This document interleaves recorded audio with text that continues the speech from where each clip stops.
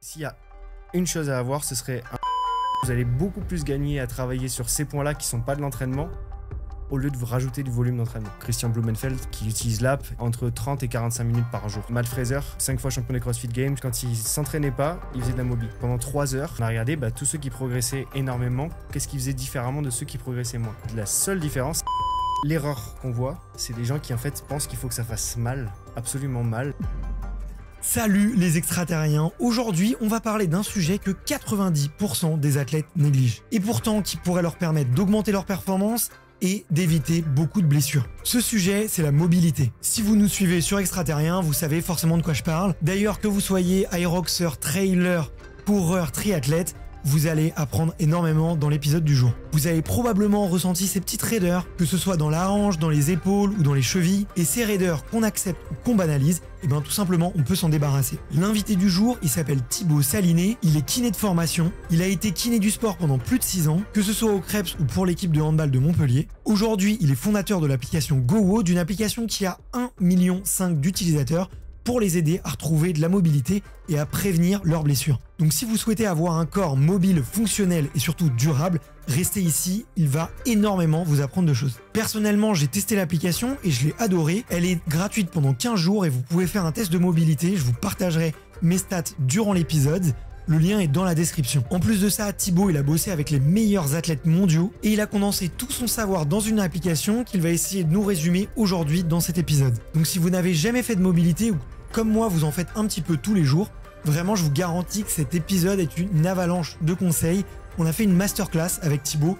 Je pouvais pas rêver mieux d'un invité pareil et aussi sachant avec des belles métaphores pour simplifier la compréhension. Donc on va parler des routines qui marchent, des bons exercices, de comment s'auto-diagnostiquer, de connaître son profil et surtout des erreurs qui coûtent très cher. On a fait un énorme focus sur la course à pied, donc j'espère que ça vous plaira. Donc si vous êtes parti courir, je vous recommande d'ouvrir grand vos oreilles et si vous êtes posé, je vous recommande de prendre un stylo et une feuille blanche car il y a des notes à prendre. Allez, je vous embête pas plus et je vous laisse place avec l'invité du jour. Salut Thibaut. Salut. C'est un faux salut. Ça, salut, c'est vrai qu'on parle depuis un petit moment. On se disait à l'instant de cet épisode que les gens se rendent pas compte de tout ce qui est en dehors, à la fois des petites conversations qu'on a avec les invités qui sont les plus passionnantes et puis de tout le boulot qui est autour des podcasts. Tu vas me parler un peu d'ailleurs, tu me raconteras ce que vous êtes en train de faire en podcast avec GoWood. Je l'ai dit dans l'introduction, on va beaucoup parler mobilité, souplesse, échauffement, comment s'étirer comme les plus grands champions. Qu'est-ce que tu recommandes? J'ai vraiment aujourd'hui envie de faire une masterclass sur qu'est-ce que la mobilité, qu'est-ce que la souplesse et comment s'échauffer. Donc je suis trop content d'être là. On a un gros programme, donc je recommande aux auditeurs de prendre leur stylo ou en tout cas de prendre des notes parce que on va vraiment essayer d'apporter un maximum de valeur. Juste avant de rentrer dans le vif du sujet, est-ce que tu peux me présenter rapidement ton parcours et comment est-ce que tu en es venu à avoir l'envie de créer GoWood? Ouais, bien sûr. Je suis kiné du sport à la base, donc j'ai fait mes études sur Montpellier. Ensuite, j'ai intégré un cabinet du sport qui était hyper réputé sur Montpellier. Et ça m'a amené au Montpellier Handball. J'ai eu la chance de faire partie de l'équipe qui a gagné la Champions League en 2018, donc c'était super. Et également au Krebs de Montpellier. Donc j'ai bossé avec des triathlètes, avec des volleyeurs, etc. Dans mon parcours de kiné, j'ai aussi commencé le CrossFit en 2014 et j'ai rencontré un de mes associés, Romain, qui lui est ostéopathe et on avait tellement de patients en commun en fait qui venaient du CrossFit pour différentes raisons, mais beaucoup c'était surentraînement et beaucoup c'était gros manque de mobilité, ils ne savaient pas quoi faire, ce qui amenait à des blessures. Et donc en fait en discutant avec lui des patients en commun qu'on avait, on s'est dit mais comment on peut faire en sorte de les soigner au mieux? Et en fait on bossait de la même manière, c'est-à-dire que on faisait un bilan d'entrée comme quand tu vas chez le kiné. Et derrière, on leur donnait des exos à faire sur une feuille de papier. Et pour être sûr qu'ils se rappellent de comment faire les exos à la maison, on les prenait en photo ou en vidéo avec leur téléphone. Et voilà, et ils faisaient ça. Et en fait, de là est née, si tu veux, notre façon de travailler à Romain et moi. Et puis un jour, on s'est dit, il faudrait le rendre digital, ce truc-là. Voilà. Et donc, du coup, on est parti et on a demandé à Thomas, qui est le 3e cofondateur, qui lui est développeur et qui s'entraînait avec nous, qui était un patient à nous, qui donc a eu le système des feuilles, des papiers, tout ça lui aussi. Et on lui a dit, écoute, ça serait bien qu'on fasse un truc comme ça. Voilà, donc ça, c'est mon background pro jusqu'à du coup l'aventure qui est GoWood.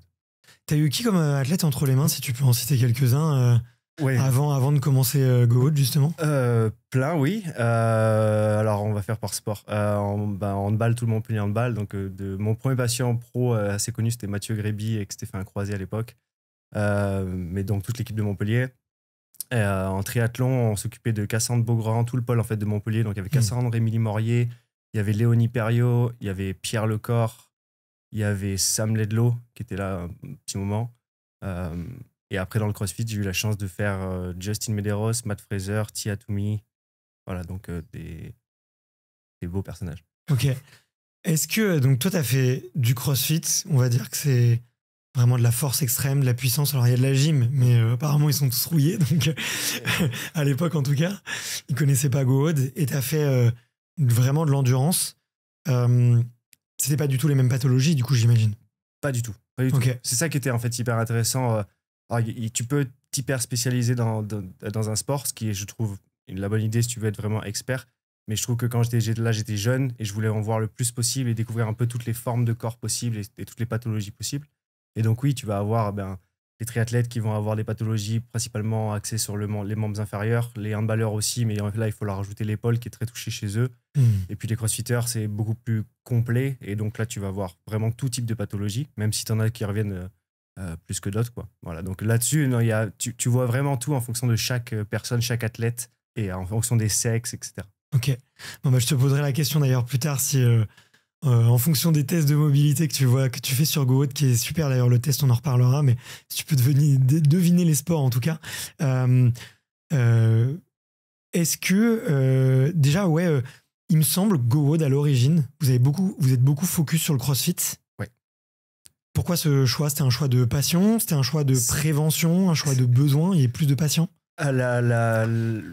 Le vrai point, c'est qu'on était nous-mêmes crossfitters, donc Romain, Thomas et moi-même, on faisait du crossfit, c'était notre sport. Et que GoWood à la base n'était pas censé devenir une vraie société, un vrai truc qu'il est aujourd'hui. C'est-à-dire qu'on l'a fait en side project uniquement pour aider nos patients. On voulait juste enlever cette feuille de papier là et le fait qu'ils se prennent en photo. Donc on a décidé de faire un test de mobilité et des exercices adaptés à ces personnes-là sous forme d'application mobile. Mais c'était pas du tout. Enfin, on n'avait aucune prétention de un jour le vendre mondialement, que ce soit disponible partout dans le monde, qu'on ait des athlètes dans tous les sens. Non, c'était pas ça. On avait comme objectif final d'avoir 250 abonnés sur l'app. Donc, tu connais les chiffres. Aujourd'hui, on a 1 500 000 personnes qui utilisent l'app. Donc, vraiment, c'était pas du tout prévu pour ça. Et donc, on s'est dit, nous, on est crossfitters. C'est le truc qu'on connaît le plus, qu'on pratique. On voit qu'il y a une vraie demande parce que nos patients, ils viennent pour ça. Et on va leur créer un produit qui est spécifique pour eux. Et en fait, ça a explosé en 2018 quand on l'a lancé et on s'est retrouvé un peu avec ça sur les bras entre guillemets, tu vois. Mais c'était pas vraiment un choix de dire on fait que le CrossFit, on fait pas, ou alors on exclut les autres sports. C'est juste on a un besoin, nos patients viennent pour ça, on va créer quelque chose. Ok. Et aujourd'hui vous touchez à tous les sports. Et depuis donc cette année-là, on a fait donc de 2018 jusqu'à 2025, on faisait uniquement le fitness fonctionnel, donc le CrossFit. On faisait un petit peu d'aerox aussi. On avait commencé à mettre la main un petit peu dedans parce que c'est quand même tout rouillé, les aerox, un certain dérivé du CrossFit, on va dire. Ouais. Donc, on avait fait ça. Mais si tu veux, on s'est posé longtemps la question de savoir quand est-ce qu'on va arriver dans le multisport, quand est-ce qu'on va pouvoir toucher tous les sports. Sauf qu'il y avait deux façons de le faire. Il y avait soit une façon de dire, OK, on duplique simplement tous les sports et c'est facile. Ou alors, on met le même niveau d'expertise que ce qu'on a pour le CrossFit aujourd'hui, mais pour 50 sports, ce qui n'est pas du tout la même chose. Donc, on n'avait ni les moyens humains ni financiers de pouvoir le faire jusqu'à présent. Et en 2024, on a pris la décision, on a dit, OK, en fait, on met tout de côté. Pendant 1 an et demi, on arrête tout ce qu'on fait et on fait que ça. Et donc, on a dû récupérer des experts dans biomécanique, en fait, pour tous les sports. Parce que moi, je connais très bien certains sports, mais il y a des sports que j'ai ni jamais pratiqués, ni jamais eu de patient entre mes mains. Je ne connais pas les pathologies. Donc, on est allé prendre un kiné qui est spécialisé dans le tennis et qui s'occupe d'un joueur qui est sur le tour, qui est top 20 mondial, je crois. Et lui, il nous a fait tous les sports de raquettes. On a été prendre un mec qui était spécialisé en trail, on a été prendre un mec qui était spécialisé dans les sports de combat, etc., etc. Et on a tout regroupé sur 1 an et demi. Et maintenant, là, on a été capable d'avoir le même degré de précision qu'on avait sur le CrossFit uniquement, mais sur 50 autres sports. Waouh. Combien d'experts ont participé à peu près? En tout, 9. Waouh. Ok. Ouais. Trop fort. Mais moi, je trouve, on va en reparler juste après, mais le gros point fort de l'app, c'est quand tu arrives, on te demande tout de suite quels sont les sports que tu fais, à quel pourcentage. Et tu vois, je pense que vous avez dû le connaître un peu avec le triathlon ou même beaucoup avec les crossfitters. Et les crossfitters font souvent quelque chose d'autre à côté, tu vois. Ouais. Et moi, dans Aerox, je me suis reconnu en fait. Je me suis tout de suite dit, ah ok, ils savent que je cours, ils savent que je fais du crossfit, je suis pas obligé de choisir. Je peux renseigner les deux, quoi. Donc, et derrière, c'est personnalisé comme ça. En moyenne, les gens font 2,7 sports. Donc ça, c'est la data qui est mondiale, si tu veux. Pour chez vous. C'est le mondial. C'est-à-dire que si tu cherches ça sur Google, il y a des études qui disent que les gens font en moyenne 2,7 sports. Ok. Les gens qui font du sport font 2,7 sports. Et nous, on a fait un sondage parmi nos utilisateurs il y a 2 ans et on est tombé sur la même data, 2,7 sports. Donc c'était assez bien. Et donc nous, oui, quand tu arrives sur l'app, la première chose qu'on te demande, c'est le sport que tu fais. Et la raison pour ça, c'est parce que derrière, tout va être adapté à toi et toi uniquement. Et toi uniquement, ça veut dire quel sport tu fais, quel est le sport principal que tu fais, celui que tu fais le plus, ton secondaire. Parfois, si tu fais du snowboard 1 semaine par an, tu vois, tu vas peut-être le considérer comme un sport, mais en soi, tu sais pas sur ça que tu vas passer ton année. On veut le savoir, ça nous intéresse, mais on va pas pousser le travail là-dessus spécifiquement. Ok. Et donc, voilà, tu choisis tes sports et ensuite, tu passes à l'étape 2 qui est le test de mobilité pour pouvoir mieux te connaître. Yes. On va en reparler juste après. Moi, juste avant qu'on commence à utiliser des termes techniques, je voulais savoir, toi, comment est-ce que tu définis la mobilité aujourd'hui? Parce qu'on entend plein de mots, tu vois, souplesse, tu vois, échauffement, étirement dynamique et tout. Moi, j'ai l'impression que tout se ressemble un peu. Tu vois, je vais faire l'utilisateur bête, tu vois. Ça, je sais très bien faire. Je vous parle à vous, les auditeurs. C'est pas l'utilisateur bête. D'ailleurs, honnêtement, c'est difficile de faire la différence. Et en plus, tout le monde utilise l'un ou l'autre pour dire la même chose. Moi, j'ai l'impression, si tu veux, après, c'est mon retour ça de m'intéresse sportif, de savoir ce que tu fais. Que la souplesse avait très mauvaise réputation. C'était un truc chiant, de gymnastique, qui était peut-être assimilé à des activités peut-être un peu plus féminines aussi. Et on s'est dit, bah tiens, comment on va le professionnaliser? Comment est-ce qu'on va le rendre plus... Comment est-ce qu'on va lui donner une autre saveur à ce mot-là? Et on va l'appeler mobilité, plus sexy. Et du coup, on l'a mis dans un autre sport, tu vois, et CrossFit, boum, mobilité. Et maintenant, on en parle tout le temps. Vas-y. En fait, le mot mobilité, il est connu dans le CrossFit, mais en fait, il est utilisé partout et par tous les kinés, ostéos du monde. En gros, on sépare la souplesse et la mobilité. La souplesse, c'est l'amplitude de mouvement que tu es capable de réaliser avec une articulation passivement. Passivement, ça veut dire que si tu es assis et qu'il y a quelqu'un qui prend ton bras et qui le lève au-dessus de ta tête, toi, tu n'actionnes aucun muscle pour le faire. Ça, c'est ton amplitude passive. Ça va tester ta souplesse. Très clair. La mobilité, c'est ton amplitude de mouvement sous tension musculaire. C'est-à-dire que tu es capable de générer toi-même avec tes muscles. Donc là, ça va être, si je prends l'exemple du bras au-dessus de la tête, c'est vous tendez le bras et vous essayez de le mettre le plus haut au-dessus de la tête. Voilà. L'amplitude de mouvement que vous générez, c'est votre mobilité. Il n'est pas possible d'être mobile si vous n'êtes pas souple. Mais pour autant, quelqu'un qui est souple n'est pas forcément mobile. Voilà. Donc c'est ça aussi, c'est l'important, c'est la vraie différence à retenir, c'est l'amplitude maximale possible sous tension musculaire. C'est-à-dire, on est capable de maintenir une charge, soutenir une charge, être actif en fait en dessous de ça. Ok. Pour en revenir à ton épaule au-dessus de la tête, si je me suspends à une barre, je vais plus travailler ma souplesse pure. Si je fais un overhead squat avec beaucoup d'amplitude, là, je vais plutôt travailler ma mobilité. Il faut faire un overhead squat, donc c'est-à-dire descendre en position squat avec les bras au-dessus de la tête. Déjà, si vous le faites, vous allez voir que c'est hyper compliqué. Ça a l'air simple, mais c'est hyper compliqué. Ça demande une extrême mobilité puisqu'on va avoir tout l'ensemble du corps qui va devoir être sous amplitude articulaire maximale active. C'est vraiment un test de mobilité qui est élevé et c'est pour ça qu'il est dans l'app. Ok, donc hyper clair.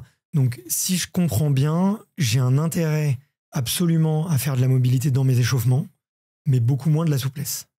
Ça dépend ce que tu fais. Et c'est ça en fait, en gros, il faut être mobile dans le sport qu'on pratique, mais en fonction du sport qu'on pratique. Ça veut dire que il va y avoir des zones du corps sur lesquelles on va chercher à avoir un peu de stiffness, de raideur pour un certain but, mais sur d'autres zones, on va chercher à être le plus mobile possible pour un autre but.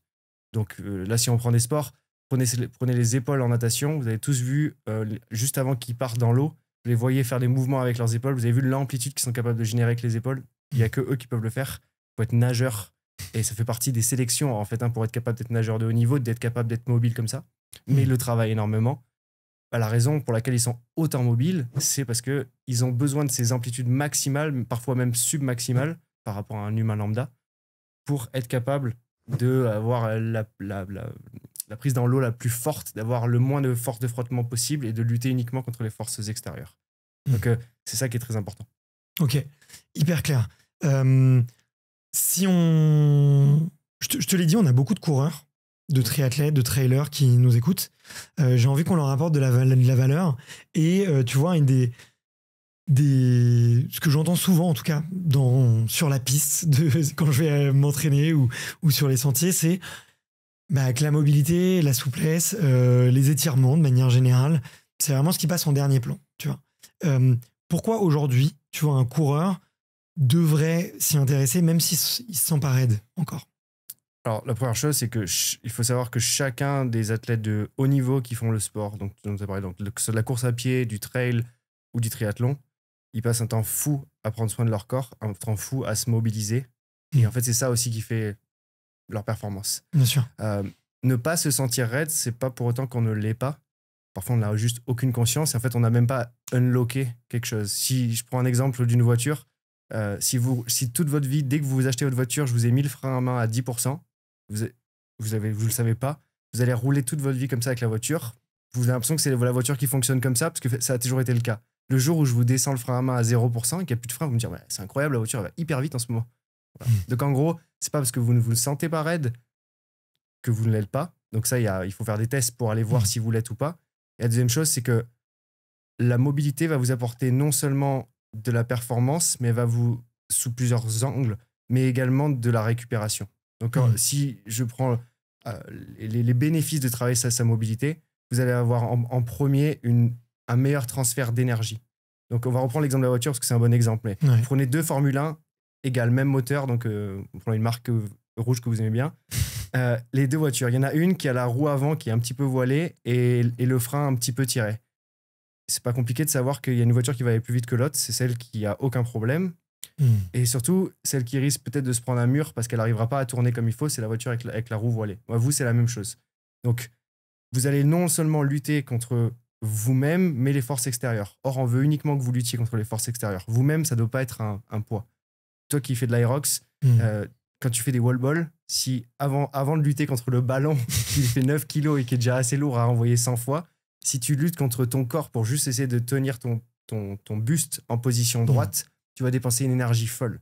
Si je t'enlève cette contrainte-là parce que tu es hyper mobile et que tu es hyper bien placé, tu n'as plus qu'à lutter contre le ballon, tu vas voir que les 100, il se passe beaucoup mieux. Donc ça, c'est le premier.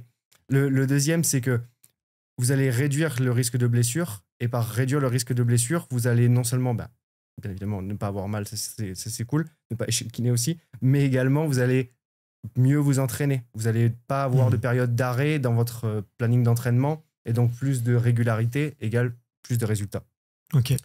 Et bien évidemment, augmentation de la récupération. Quand vous utilisez, que vous travaillez votre mobilité, vous récupérez plus vite, ce qui veut dire que le lendemain, vous êtes capable de mettre un peu plus sur chaque séance et un peu plus chaque jour. Ça fait la différence à la fin. Je te challengerai aussi sur la partie récupération, mais j'ai envie de comprendre, si je comprends bien, si je suis plus mobile au niveau de mes chevilles, au niveau de mes genoux, au niveau de mes hanches, je peux courir plus vite. Tu vas limiter les forces de friction, les forces de frottement dans ton corps. Et donc, du coup, toute l'énergie que tu vas dépenser va être de courir vite, uniquement. Pas de essayer à chaque pas de ramener ton genou vers l'extérieur, pas de lutter contre ta propre hanche, pas de lutter contre ton problème de dos qui va te limiter au bout d'un moment, pas contre des fléchisseurs de hanches qui sont beaucoup trop tendus et donc tu n'exploites pas en fait la poussée arrière au maximum. Tu vas peut-être perdre 5 degrés, mais c'est 5 degrés qui, sur un marathon, font beaucoup de vitesse et beaucoup de temps, en fait. C'est quoi les spécificités, du coup, des très bons coureurs sur la mobilité, tu vois?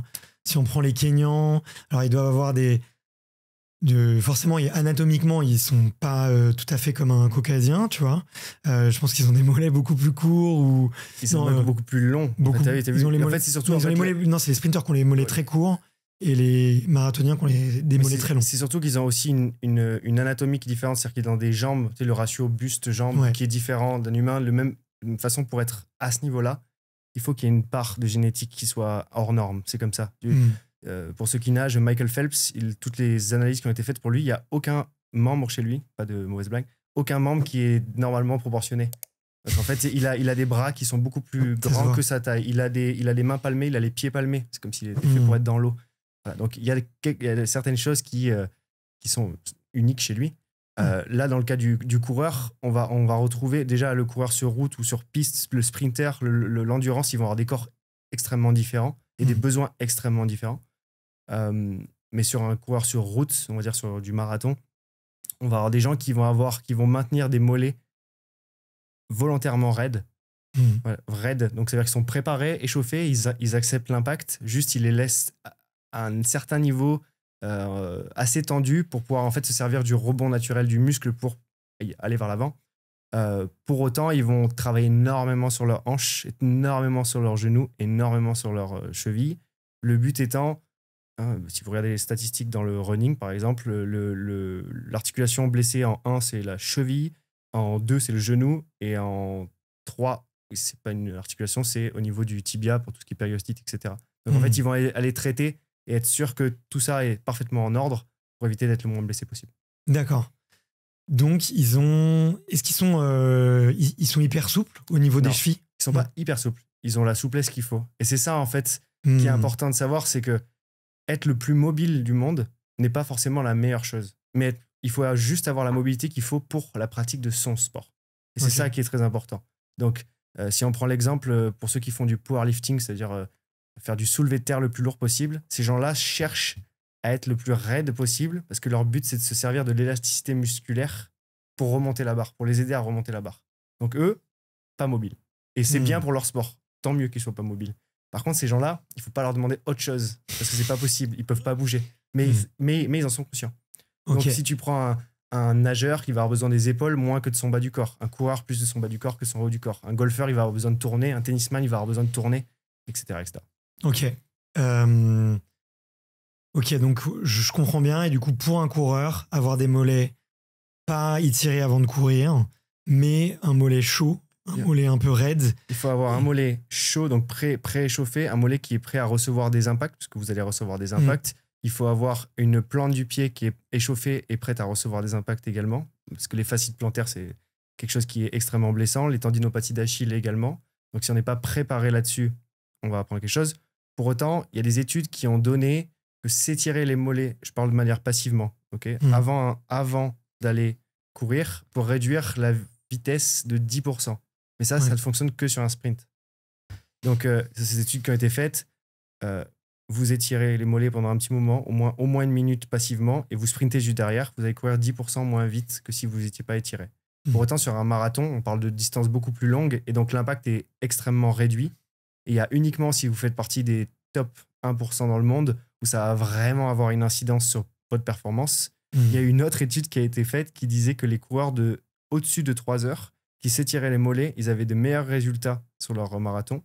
Mais l'explication, elle n'est pas par rapport à leurs mollets, elle était par rapport au fait que du coup, le fait d'avoir les mollets un peu plus souples et tendres au début faisait qu'ils partaient un petit peu moins fort sur les premiers kilomètres et que donc en fait, ils avaient un meilleur pace sur l'ensemble de leur marathon. Ce qui n'avait pas de logique en fait, c'est proprement dit. Voilà. Ok, hyper intéressant. Moi, j'ai toujours entendu que il fallait de toute façon éviter d'avoir des étirements statiques longs avant tout effort de force ou de puissance ou d'explosivité. C'est validé? C'est le cas par rapport à ce que j'ai dit. Donc, tu vas perdre en fait 10% de ta force. Tu peux perdre jusqu'à 10% de ta force si tu t'étires passivement un muscle qui va être activé pendant ce que tu vas faire et que c'est un gros muscle. Si tu prends du squat, si tu t'étires les quadriceps et les ischio-jambiers passivement avant, tu vas être réduit en force. Okay. Pour autant, si tu t'étires activement, là, tu vas grimper en force. Okay. Il y a 6 à 8% de gains que tu peux aller chercher si tu fais des étirements actifs avant un effort comme ça ou avant un sprint, par exemple. Ok. Ça serait quoi, du coup, un bon échauffement avant un triathlon M ou avant un...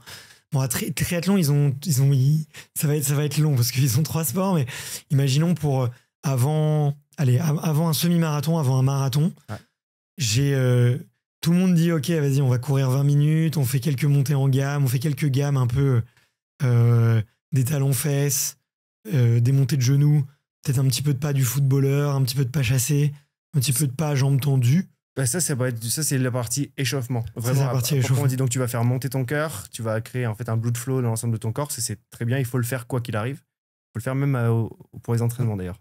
C'est pas que quand on court en compète qu'il faut s'échauffer, mais voilà, il faut le faire tout le temps.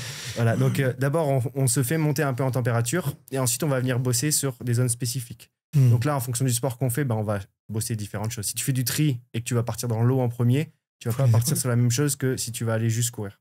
Si tu vas courir et que tu cours sur piste et pas sur trail, ça a des besoins vachement différents. Là, tu vas aller chercher en premier lieu à aller travailler tes mollets. Donc ça peut être avec du foam roller, tu peux aller masser donc directement en fait tes mollets. Tu peux aller préparer avec ce qu'on appelle des étirements excentriques, c'est-à-dire monter sur la pointe des pieds et retenir la descente pour essayer de préparer le mollet à retenir un impact et à repartir. Tu peux aller travailler sous le dessous du pied également si c'est une faiblesse chez toi. Tu vas travailler avec une balle de tennis par exemple. Par exemple avec une balle de tennis ou avec des exos actifs où tu viens échauffer en fait la plante du pied. Vraiment, c'est pour ça qu'on voit les sprinters avoir un pied excessivement fort là-dessus. Ils travaillent toujours pieds nus, etc. Ensuite, tu vas essayer de remonter. Donc, par exemple, pour ceux qui ont des problèmes de périostite, tu vas essayer de travailler sur le périoste avec une balle, un pistolet de massage, si jamais c'est le cas. Ensuite, il faut voir comment tes genoux se comportent et donc travailler sur le genou. Il va falloir voir si tes quadriceps, il faut les masser. En général, c'est plutôt ça. On va plutôt essayer de masser le quadriceps avec un foam roller pour les préparer et non pas les étirer. Ça n'a pas de sens. Et on va travailler sur ta hanche en rotation. Donc, en fait, préparer tes hanches à être libres, ce qui va libérer ton bassin, ce qui va libérer ta colonne et être sûr qu'en fait, tu puisses pivoter un peu correctement. Potentiellement, tes fléchisseurs de hanches, pour ceux qui sont très raides et qui ont tendance à avoir le dos très cambré, des problèmes de dos ou des douleurs au dos, là, on va bosser là-dessus aussi. Mais en fait, c'est une réponse qui a... Si j'avais une personne et je lui dis, ouais, t'as 20 minutes devant toi, je lui ferais un peu tout faire. Mais il faudrait d'abord que je l'ai dans les mains, que je l'analyse ou que j'ai son test de mobilité de l'app pour dire, OK, toi, il faut que tu fasses ça. Et en fait, c'est ça la clé, c'est en fonction de chaque personne et de son profil et de ses problèmes, enfin, de ses limitations et du sport qu'il va faire, on a en fait à chaque fois un protocole qui est différent. Toi et moi, on va avoir un protocole différent. Si on va faire le même sport, je suis sûr qu'on va faire un truc différent parce qu'on ne doit pas se préparer de la même manière. Toi, tu dois être hyper mobile, toi. Tu dois être le champion du monde de la mobilité. Non, j'ai des hanches sur lesquelles je suis obligé de bosser à chaque fois, qui sont hyper raides. J'ai des fessiers très durs, en fait.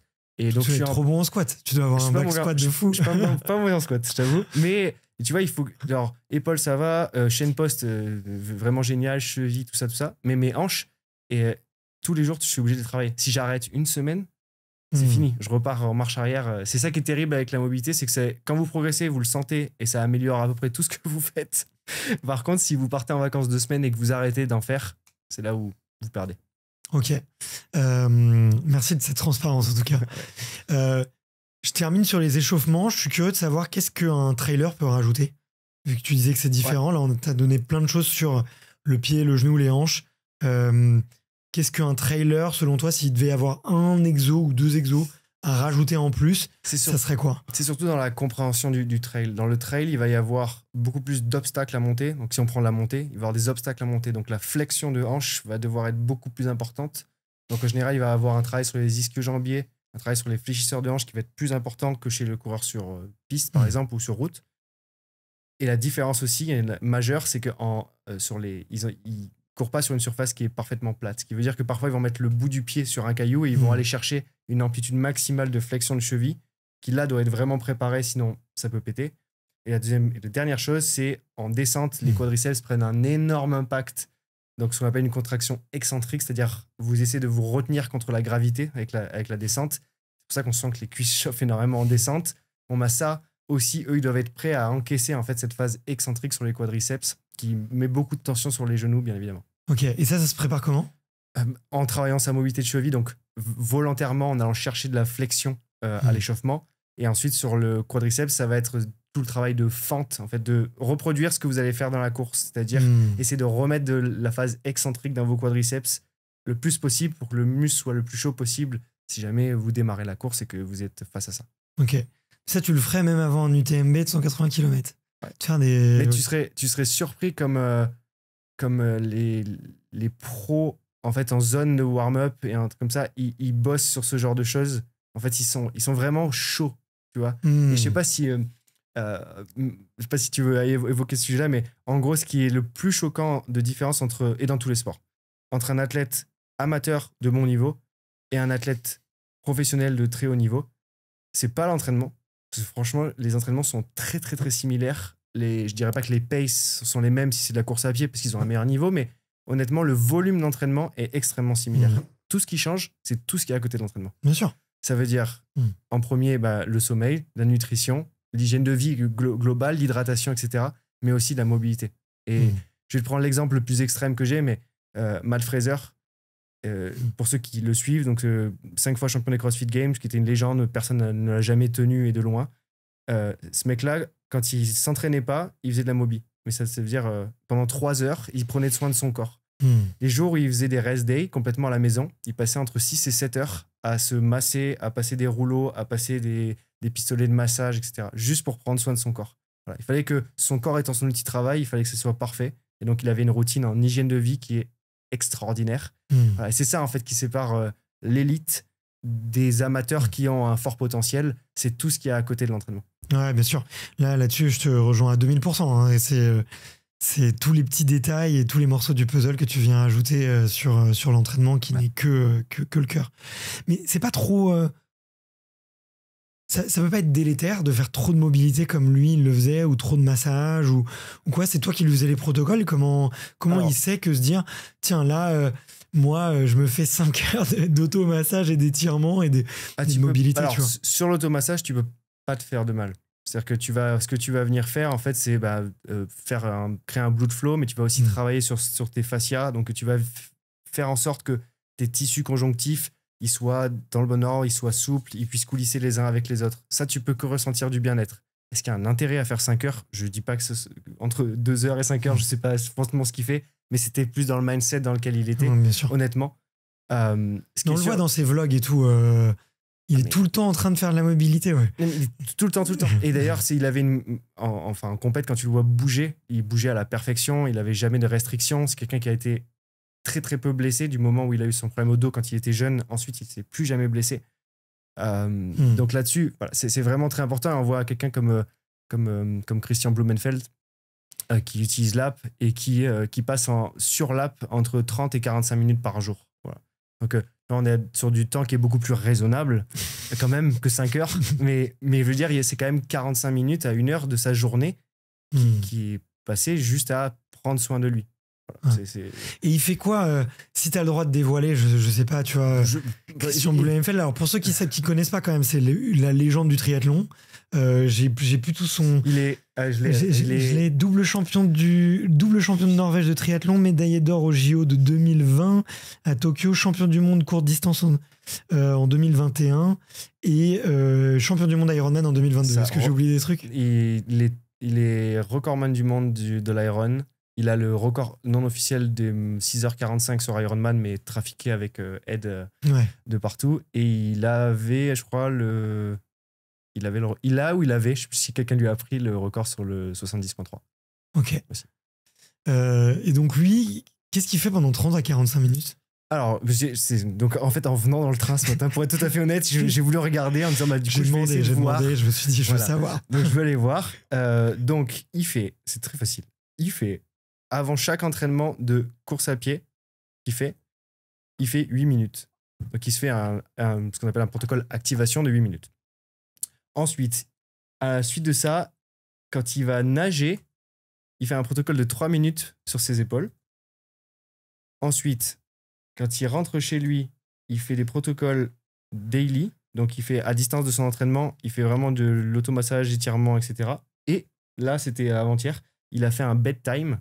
Donc, c'est un protocole avant de s'endormir pour aider à l'endormissement.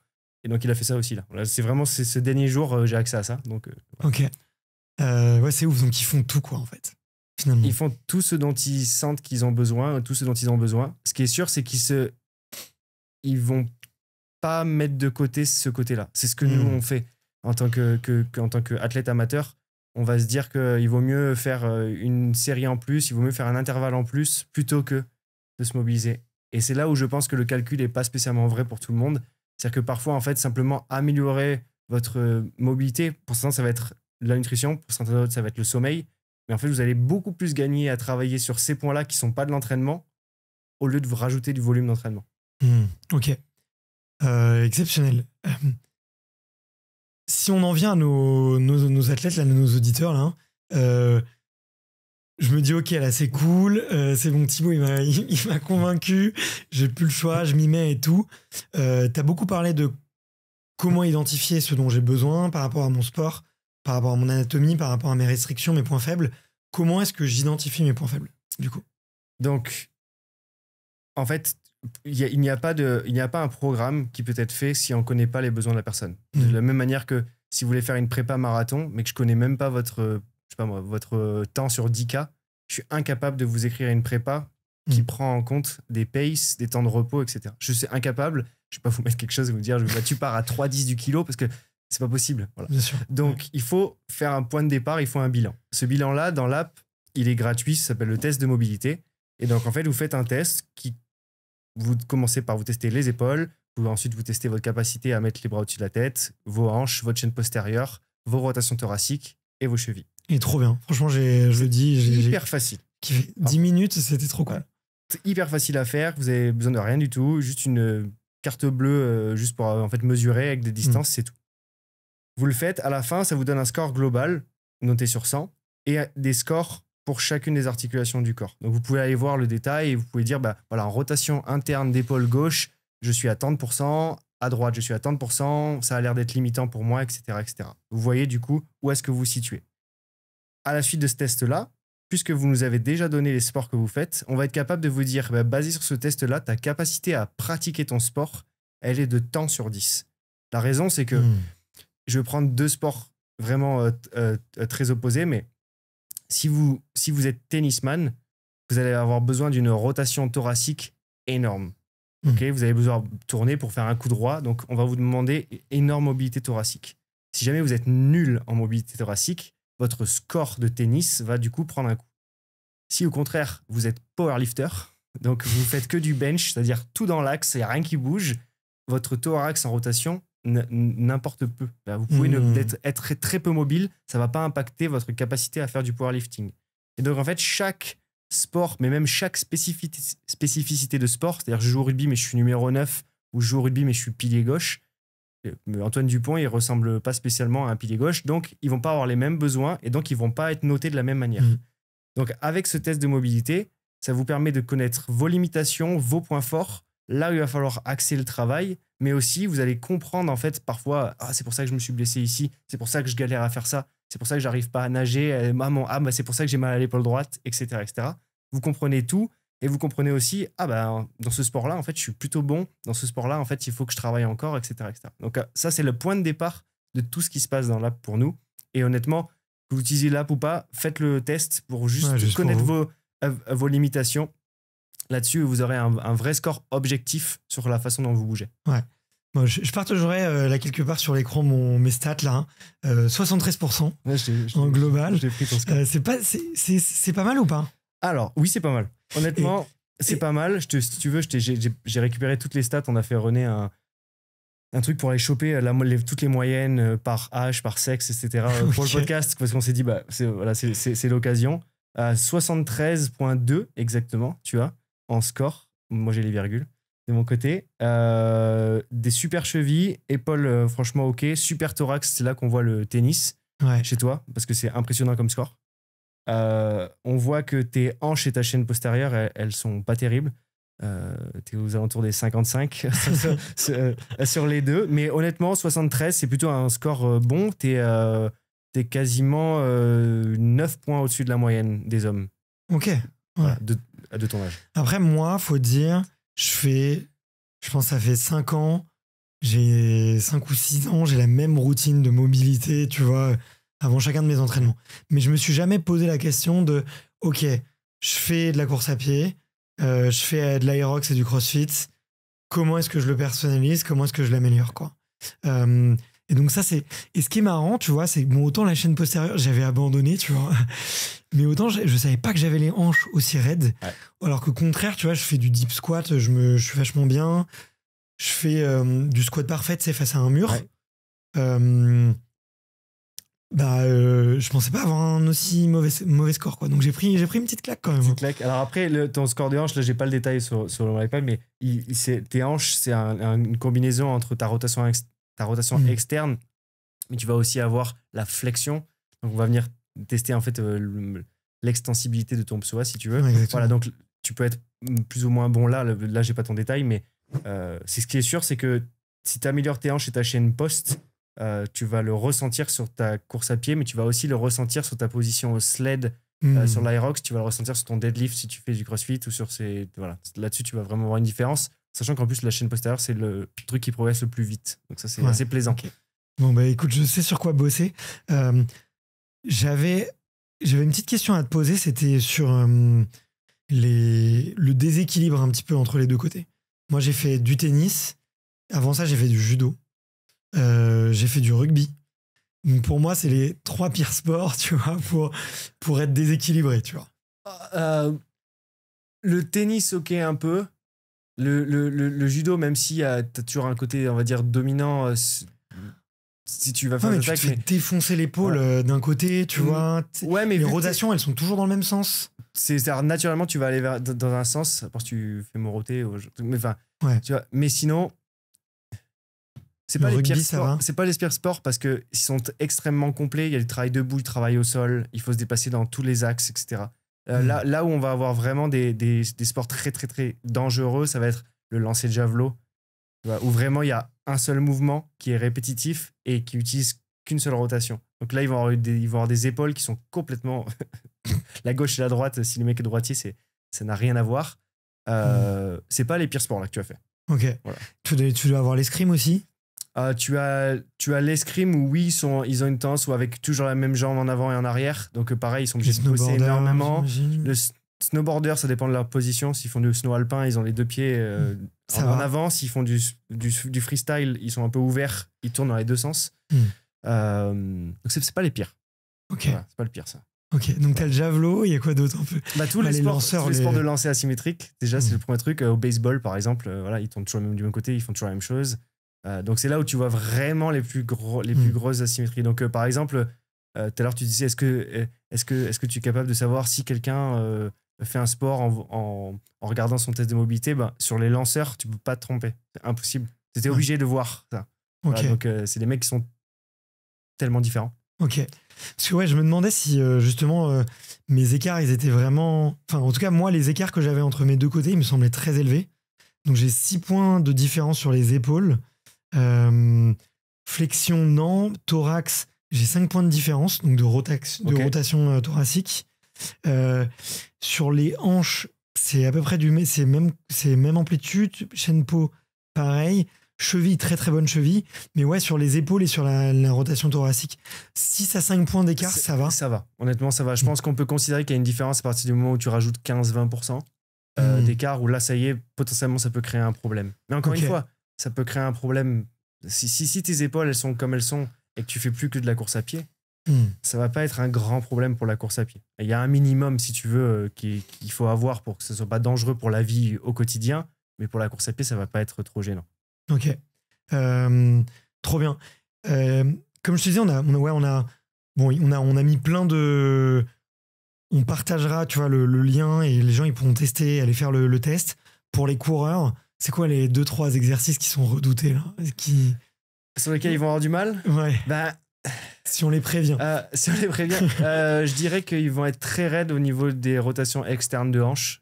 Donc, se mettre en espèce de position de... C'est pas un vrai lotus, mais en position de lotus, ça va être un peu compliqué.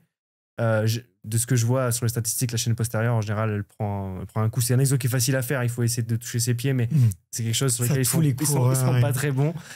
Et ensuite, là où ils vont avoir du mal, c'est sur le wall squat. C'est-à-dire faire un squat avec les bras au-dessus de la tête, qui est quelque chose qui, si vous avez fait que de la course à pied toute votre vie, vous n'avez normalement jamais fait. Et donc, du coup, là aussi, il faut savoir que le score du coup global va prendre un petit coup, mais que le score de running, lui, va être très peu impacté. Parce qu'en fait, c'est pas très grave. Ouais, bien sûr. Ça compte peu. Ouais, j'avais monté un groupe, tu vois, de coureurs, enfin de on va dire un groupe d'athlètes hybrides il y a quelques années avec un pote qui a été préparateur physique du Stade Français junior.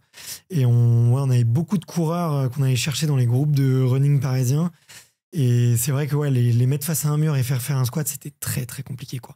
Mais ils n'en ont pas besoin, quoi. En même temps, si tu regardes l'Aerox actuellement, tu regardes le nombre de gens qui sont pas capables de casser la parallèle sur un squat.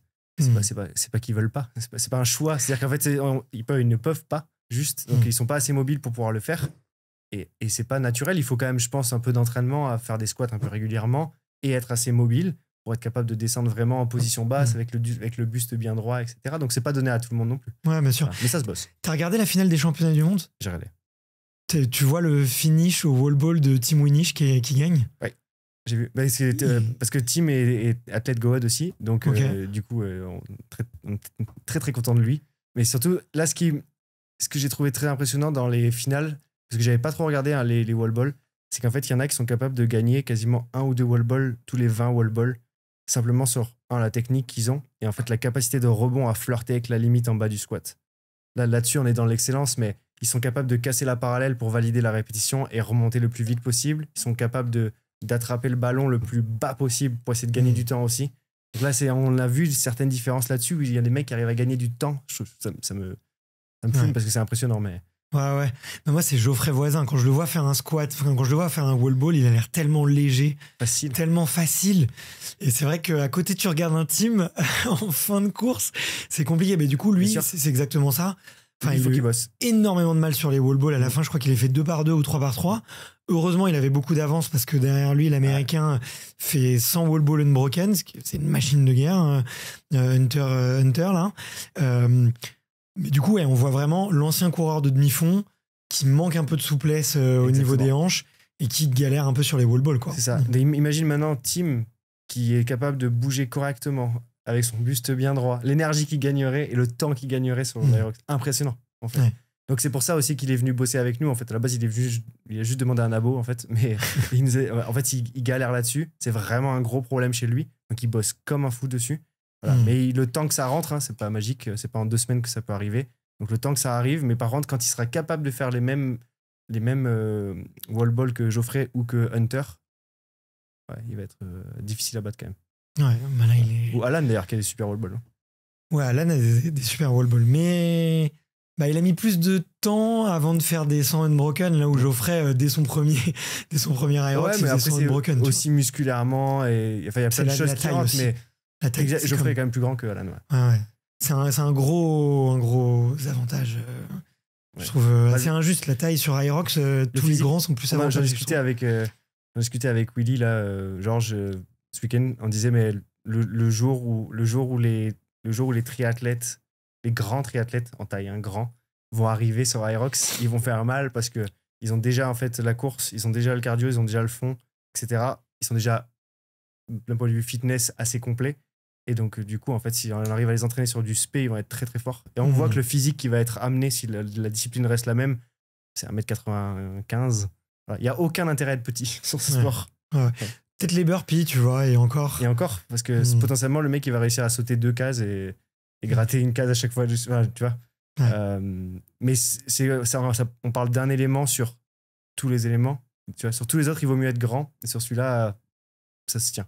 Ah ouais. J'avais fait une très bonne vidéo avec Tristan de Iron Newman. J'avais regardé, ouais. Et ouais, tu vois, impressionnant. Physique, tu vois, triathlète grand. Ouais. Voilà, triathlète grand. Avec un très bon fitness aussi, bien évidemment, mais voilà, naturellement, tu sens que le sport lui correspond bien. Ouais.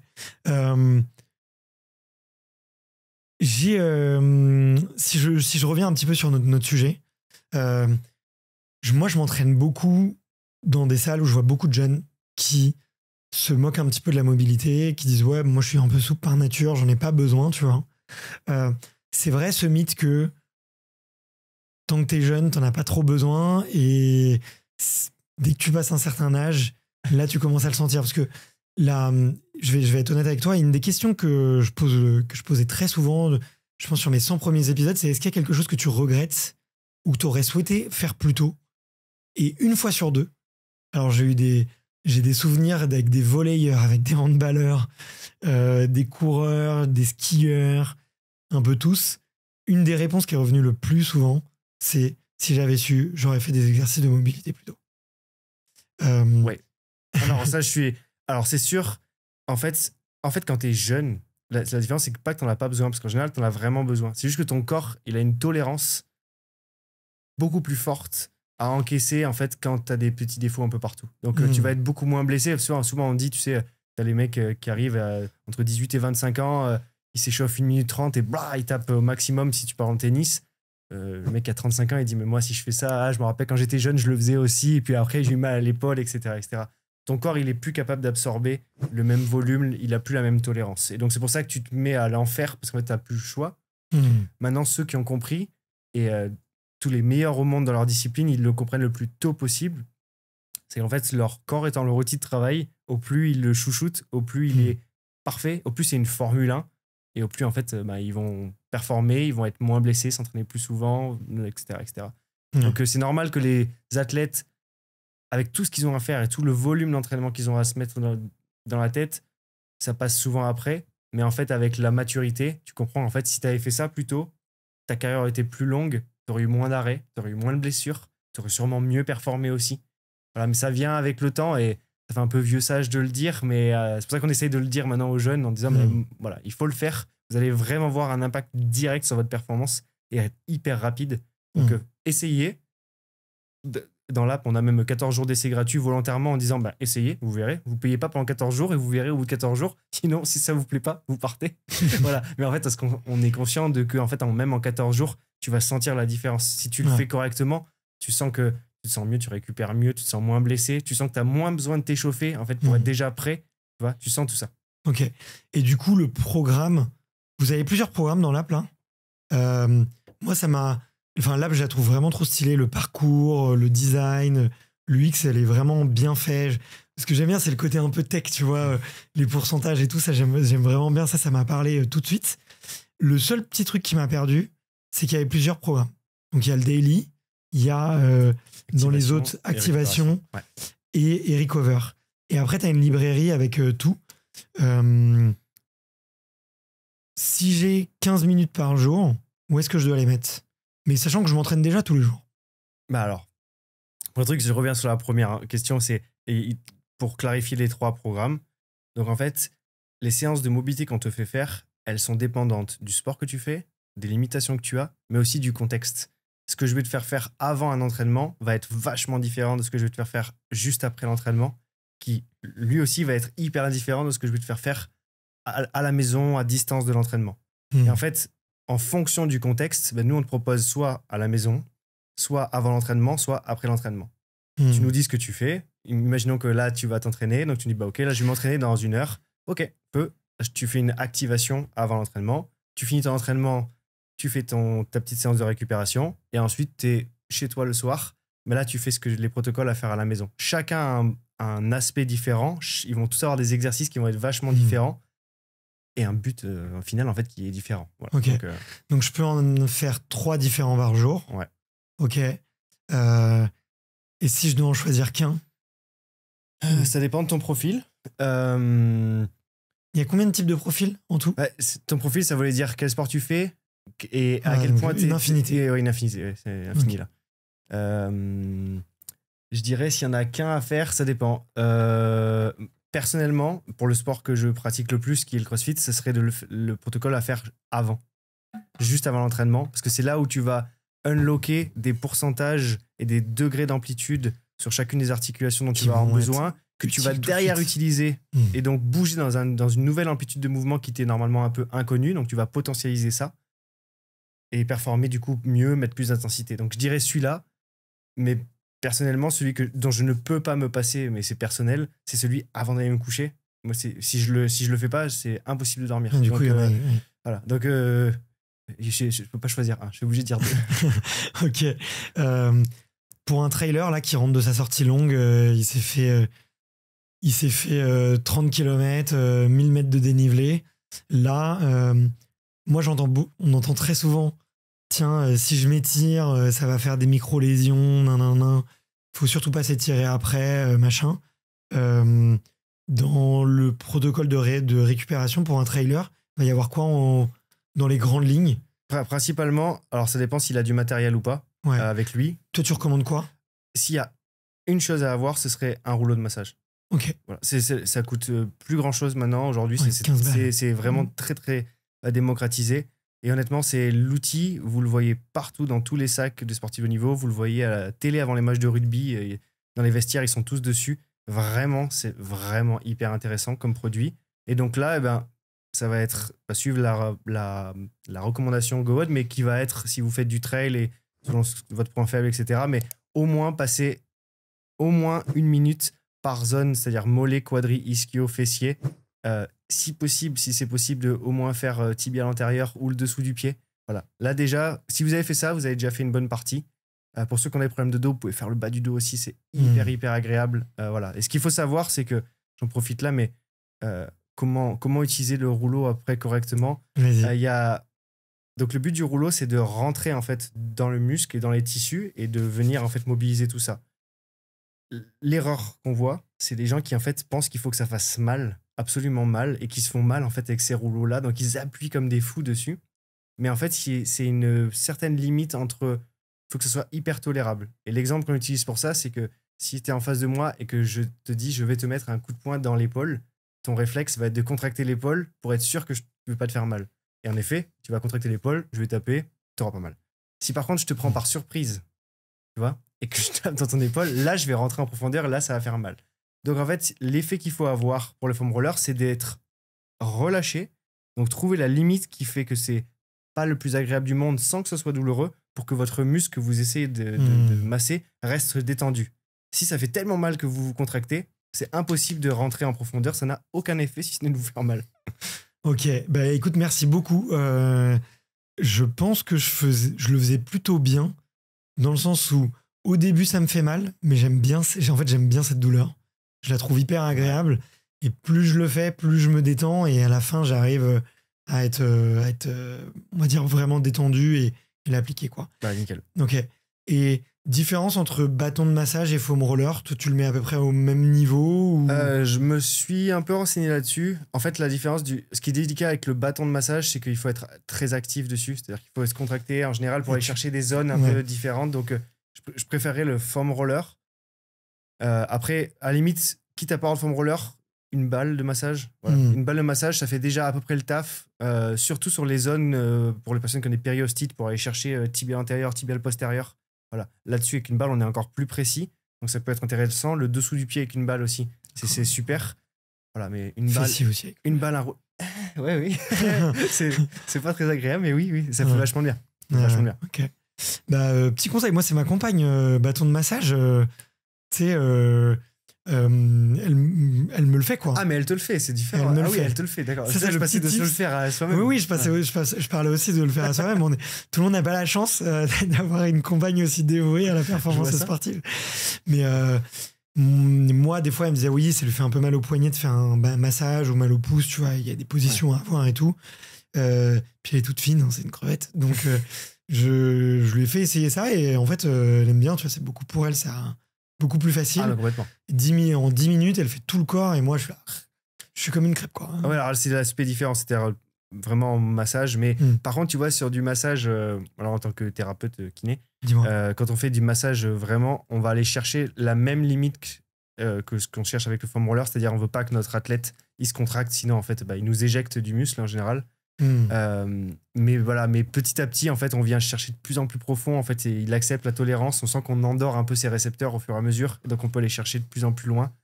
C'est pas très agréable pour eux, mais en général avec l'expérience et les années de massage ils s'y font, et à la fin tu peux y aller au coude, ils se sentent plus rien, quoi. C'est vrai, ouais. C'est fou. Ok, bah écoute, trop bien. Je voulais te demander, est-ce qu'il y a il y a quand même, tu vois, genre, j'ai beaucoup entendu parler des profils, tu vois, des profils un peu d'ossature, tiens, il y a les longs bras, petits bustes, tiens, il y a les grands bustes, petits bras et tout.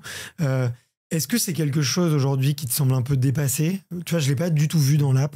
Un peu, est-ce que tu as un profil? Est-ce que ça vaut le coup de mesurer son amplitude ou quoi? Ou est-ce que finalement, tu arrives à le lire d'une autre manière en utilisant le sport et le mobility profile que vous utilisez? Nous, en fait, avec le test qu'on est capable de mettre en place au début, on arrive à déjà avoir une sacrée bonne idée de la façon comment t'es foutu, quoi. pas de comment t'es foutu, mais de comment tu peux bouger dans l'espace, quelles vont être tes limitations, etc. Et avec ça, c'est déjà bien. Après, en personne, tu pourrais pousser encore plus euh, l'analyse, tu vois, tu pourrais voir même musculairement, est-ce qu'il y a des asymétries, est-ce que quelqu'un est plus en avant, en arrière, etc. Donc là, tu peux le voir à la main, et c'est d'ailleurs pour ça qu'il y a des professionnels de santé. C'est pour ça qu'il faut les consulter. Et moi, je suis à 200% pour le fait que les gens utilisent GoWed en complément du fait d'aller voir des kinés, des ostéos. Je parle des gens qui... En prévention aussi. Et ouais. En fait, parce qu'il n'y a rien qui remplacera l'œil et la main d'un kiné, l'échange oral d'un kiné, etc. C'est ce qu'il y a de mieux. Pour autant, votre kiné ne va pas être capable de venir avant chaque session de running, après chaque session de natation ou avant chaque session de crossfit, vous dire alors aujourd'hui tu fais du snatch et des pull-ups, alors du coup tu as mal à la hanche, alors ok, alors, et vous faire un protocole. En fait, GoWed vient répondre à une problématique de nous on te dit exactement quoi et comment le faire en fonction de tout ce qu'on sait sur toi. On est capable de tout adapter tout le temps. Ça ne remplace pas, un kiné. Quand vous êtes vraiment blessé, il faut aller vous faire traiter par un médecin, un kiné, un ostéo, peu importe. Mais il faut le faire, voilà. Donc, c'est notre vision du truc. Mais... Ok. Est-ce qu'il y a des erreurs qui te choquent ou toi qui connais hyper bien le sujet, tu dois en voir des vertes et des pas mûres sur les réseaux, sur l'état d'esprit des athlètes aussi, tu vois. Est-ce qu'il y a des idées reçues, tu vois, que t'aimes bien briser ou qui te font sauter de ta chaise?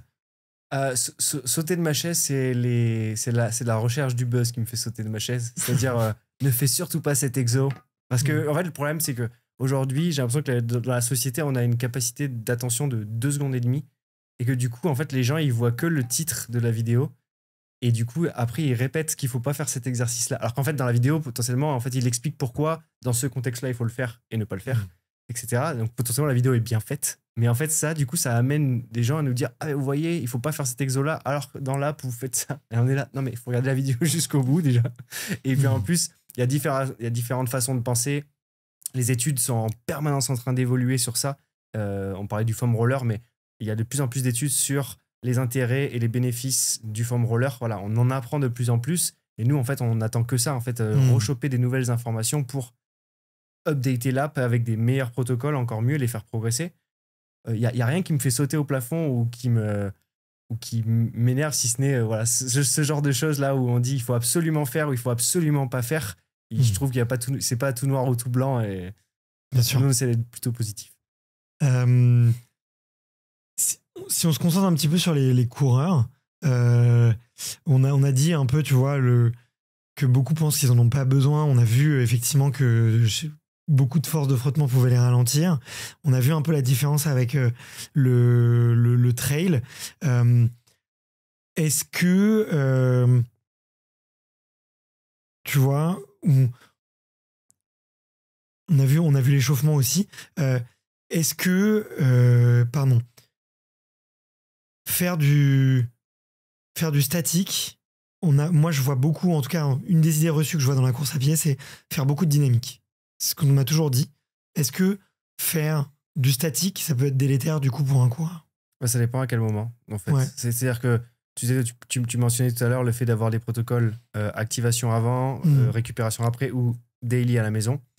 Les faire à distance de l'entraînement, en daily, faire des étirements passifs là-dessus, il n'y a aucun problème. Tu vas bosser sur du long terme, tu vas bosser sur du calme, tu vas bosser sur tout ça. Avant l'entraînement, en effet, il faut privilégier tout ce qui va être actif. Donc là-dessus, donc tout ce qui est dynamique, en fait, c'est vraiment avant l'entraînement que ça a sa plus grande importance. Donc, s'il y a, on va dire, je vais essayer de un peu catégoriser, mais avant, actif, après, massage, longtemps après l'entraînement, passif. Voilà, en gros, si tu veux faire un espèce de résumé là-dessus, c'est comme ça que tu pourrais l'apprendre. Pour autant, à la maison, ça peut faire du bien aussi de faire des exos actifs. Le problème, c'est que souvent, quand on est à la maison, c'est dans un environnement un peu calme, c'est le soir, on n'a pas spécialement envie de transpirer, etc. Et que les exos actifs vont vous faire monter un petit peu en température. Donc, il y en a qui vont privilégier vraiment quelque chose de très doux parce qu'ils veulent que ce soit agréable. Pour autant, c'est hyper utile de les faire à la maison. Et donc, il y a des étirements ou des positions qui peuvent m'endormir aussi. Oui. Alors, en fait, ce qu'il faut savoir, c'est que pour s'endormir, déjà, il faut pas le faire d'actif juste avant. C'est-à-dire que si tu te fais monter un petit peu en température, tu vas avoir du mal à la descendre. Donc, en fait, nous, on a plusieurs types de protocoles. On en a qui sont juste adaptés à vous faire progresser. Ouais. On en a où vous pouvez choisir en disant, c'est vous qui faites votre tambouille. Vous dites, OK, aujourd'hui, je veux un protocole qui me target les épaules, les hanches et les mollets. Et nous, on vous crée quelque chose. Mais il y en a aussi qui sont faits directement pour un thème spécifique. Donc, vous voulez avoir un truc pour vous réveiller le matin, vous voulez un truc pour aller dormir le soir, vous voulez un protocole pour le wellness du bas du dos, donc vous faire du bien au niveau du bas du dos. Voilà. Là, on a des thèmes prédéfinis. Et ça, c'est mon chouchou, hein, celui dont tu parles, donc le bedtime, donc pour aller s'endormir. Et en fait, ce qu'on fait, c'est qu'on vous amène à vous étirer ce qu'on considère important pour que la position dans le lit soit agréable. Donc en fait, on va venir bosser sur chaîne postérieure, fléchisseur de hanche, un peu de rotation, un peu de grand dorsaux. En gros, c'est qu'on se sente libre assez rapidement. Cette sensation là de se sentir hyper libre, l'espace en fait, c'est hyper agréable. Et surtout, fléchisseur de hanche, ischio-jambier et mollet, enfin toute la chaîne postérieure. Ça, c'est quelque chose qui, pour ceux qui ont des difficultés à dormir, vous le faites sans même le savoir. C'est-à-dire qu'en général, quand vous n'arrivez pas à dormir, vous allez soit essayer de tendre la jambe pour essayer de mettre de la tension dans votre chaîne postérieure. Ouais. Sinon, vous allez juste ramener les orteils vers vous pour essayer de vous étirer les mollets. Naturellement, c'est ce qu'on a tous envie de faire. Et donc, ce qu'on fait, c'est qu'on vous met des exos hyper calmes, hyper passifs, et on vous amène à essayer de dormir comme ça. La clé, en tout cas, c'est ma façon de l'utiliser, c'est de le faire vraiment 5-10 minutes avant d'aller vraiment se coucher, et ça vous met une sacrée claque. Ok. Et ben écoute, tu vois, je l'avais pas vu dans l'app quand tu m'as parlé, du coup là je l'ai retrouvé. J'ai trop envie de tester. Voilà. Mais en plus je te vois mimer les exos, donc je les imagine, et c'est vrai que c'est ceux qui font du bien. Est-ce que c'est quoi les dangers un peu de la sédentarité? Moi je voulais te poser un peu la question. Un des trucs, tu vois, j'ai l'impression d'être souple, d'être mobile, mais je passe mine de rien, t'as vu mon bureau, je passe 10 heures par jour assis. J'ai quand même beaucoup de mon boulot qui est assis. Et j'ai l'impression que quand je me mets debout, c'est pour aller courir ou aller me mettre, tu vois, une super séance au CrossFit. Et après, le soir, je me repose, tu vois. Et donc, j'ai un peu l'impression de soit être à zéro de mon mouvement, soit être à 100%. Et j'ai l'impression que c'est... Bon, bien sûr, il y a des phases de transition. Tu vois, là... Je me lève régulièrement dans la journée et tout, mais est-ce qu'il y a des choses que je peux faire pour contrecarrer un peu ces 10 heures que je vais passer assis, les fesses posées sur une chaise devant un ordinateur? En plus, à me cambrer un peu et plutôt que de me tenir droit. Tu vois. Déjà, si t'as l'opportunité, c'est d'avoir un bureau debout, c'est quand même vachement bien pour la posture et puis plein de choses, mais tu vas te sentir bien en fait de bosser debout. Pas tout le monde ne peut le faire. C'est intéressant ce que tu dis sur le fait de... Tu dis, je bosse 10 heures par jour assis. En fait, t'es assis plus que 10 heures par jour. Parce que quand tu te lèves le matin et que tu te poses pour manger, t'es assis. Ensuite, juste le douche, brossage de dents, etc., on est debout, mais sinon, il se passe rien d'autre. Ensuite, on va soit dans le métro, soit en voiture, on est assis. On arrive au taf, on est assis. Le midi, on mange, on est assis. Puis on reprend l'après-midi, on est assis. On rentre en voiture, on est assis. On va s'entraîner 1h30. On n'est pas assis, je suis d'accord. Ensuite, on se met dans la voiture, on est assis. On rentre à la maison, on mange, on est assis. Le soir, on se met dans le canapé, on est assis.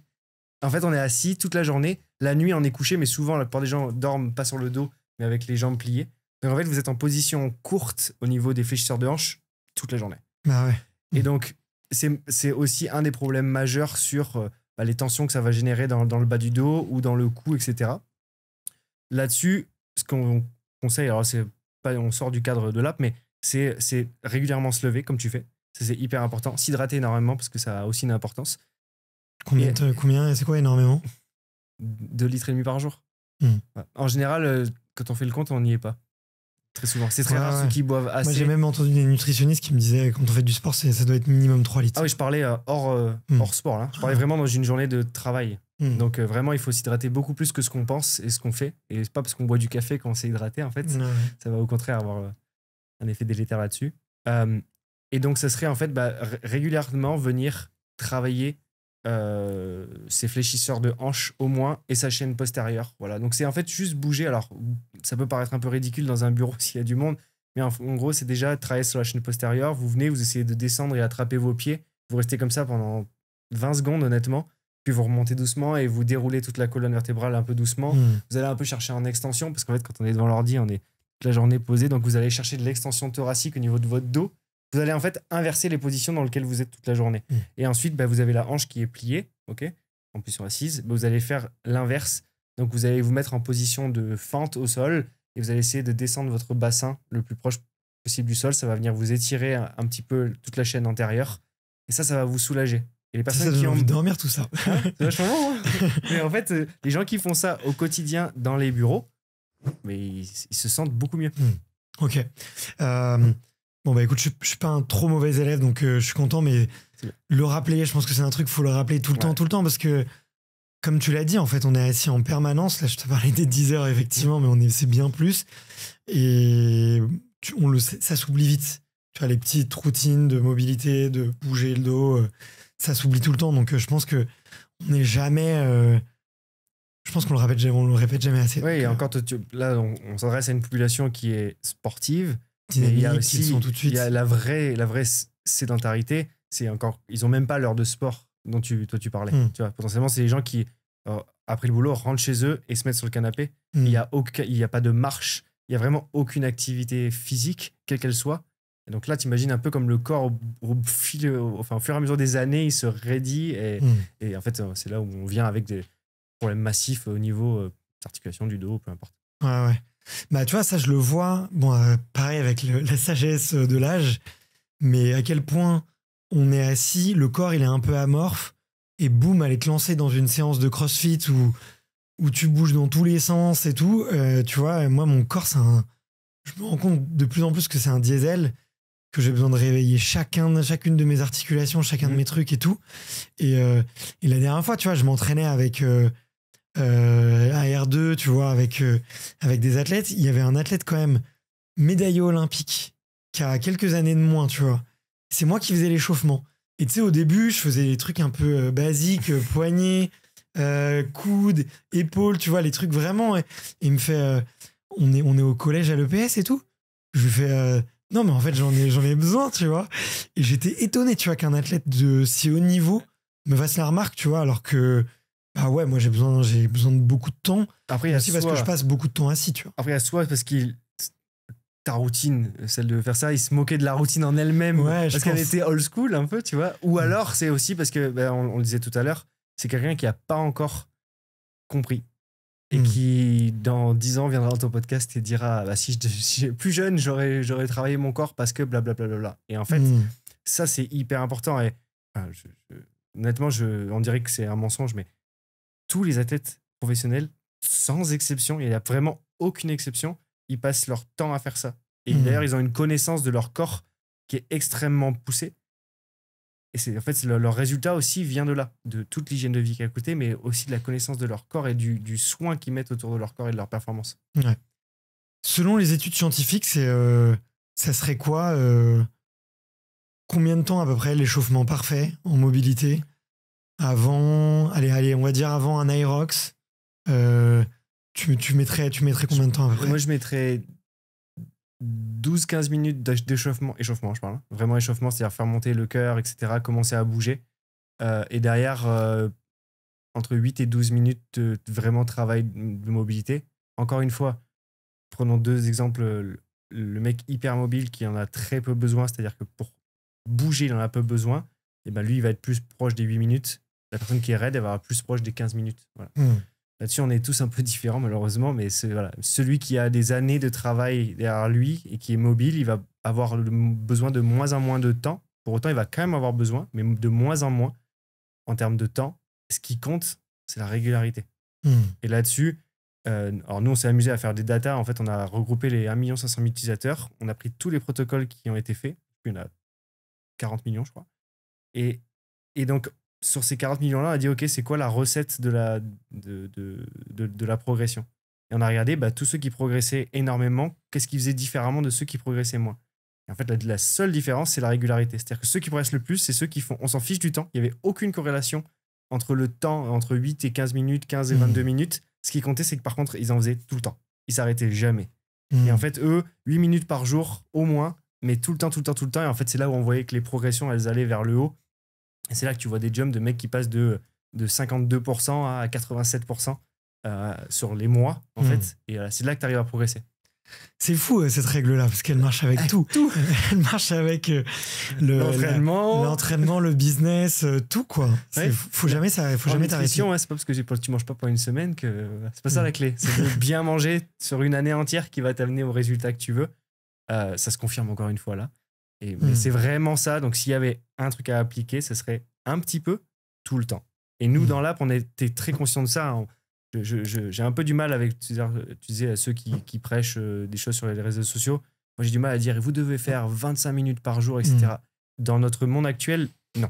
On n'a pas le temps, les gens n'ont pas le temps. Et ils l'ont, mais ils ne veulent pas le prendre. Mais pour autant, ça prend beaucoup de temps et on en est conscient. Donc, ce qu'on a voulu faire, c'est des protocoles qui soient entre 3 minutes et 22 minutes. Il y en a pour tout le monde, il y en a pour tous les temps. On a fait cette option-là des 3 minutes volontairement pour dire c'est pas possible de pas avoir 3 minutes dans sa journée. Vous avez 3 minutes, c'est obligatoire, c'est 3 minutes de scroll en moins. Et en même temps, vous pouvez le faire en même temps si vous voulez. Mais vous prenez au moins 3 minutes pour votre corps. Voilà. Donc ça, on a vraiment voulu le mettre en place parce que notre expérience en tant que kiné ou ostéo nous a amené que dès que tu dépasses un peu trop de longueur, plutôt que d'en faire un petit peu, les gens font rien du tout. C'est-à-dire qu'ils disent « Ah, ça va me prendre 15 minutes, je les ai pas », ils zappent la séance. Si au contraire, tu amènes tout petit à petit en disant je vous donne que 2 exercices, mais s'il vous plaît, faites-les tous les soirs, juste avant de vous brosser les dents, c'est là qu'on avait les meilleurs résultats. Donc on l'a amené ça, en fait, là, on a amené le cabinet dans l'app avec cette façon-là. Ok, trop bien. Et ça, c'est dans le daily, du coup. Dans le daily, mais même dans les activations ou dans les recovery, ça s'appelle les Mobi Flash, c'est 3 minutes. Ok. Voilà. Donc tout le monde a 3 minutes. Vous prenez 3 minutes, vous enchaînez des exos, flash, et vous êtes prêt à aller courir, faire du sport, faire du crossfit. J'ai remarqué que... Alors, je ne l'ai pas assez bien utilisé, je l'admets, tu vois, où je pensais que les protocoles étaient redondants, et tu m'as dit non, tous les jours, on te régénère un programme avec une progression. Mais du coup, je voulais te demander 2 choses. J'avais quand même remarqué qu'il y avait des positions, on va dire, sur le daily statique, plus en général, et c'était aux alentours de 1 minute. Et je voulais savoir si 1 minute, tu vois, justement, c'était... pourquoi un peu cette durée un peu référentielle? C'est la première chose que je voulais te demander. Et la deuxième chose, c'était comment est-ce qu'on mesure la progression? Alors vous, il y a le test de mobilité où on voit vraiment est-ce que tu as mesuré ça? Mais tu vois, si on fait, par exemple, si je prends la course à pied, tu vois, je prends un domaine que je maîtrise bien. Ce qu'on va essayer d'augmenter quand tu veux travailler ta VMA, c'est ton temps, le temps que tu passes au-delà de ton seuil anaérobique, tu vois. Et du coup, tes premières semaines, tu vas passer 10 minutes, après tu vas passer 12, après 14, etc. etc. Est-ce que là, tu fais pareil, tu fais de la surcompensation progressive avec la mobilité? Donc si tu veux, on fait la première question. Vas-y, pourquoi c'est 1 minute? Pourquoi c'est 1 minute un petit peu partout? Alors, donc en effet, tout ce qui est daily, ça va être donc à distance de l'entraînement. Donc ça va être beaucoup plus passif que les activations qui, eux, vont être très, très, très actifs. Ok, donc daily à la maison, c'est plutôt passif.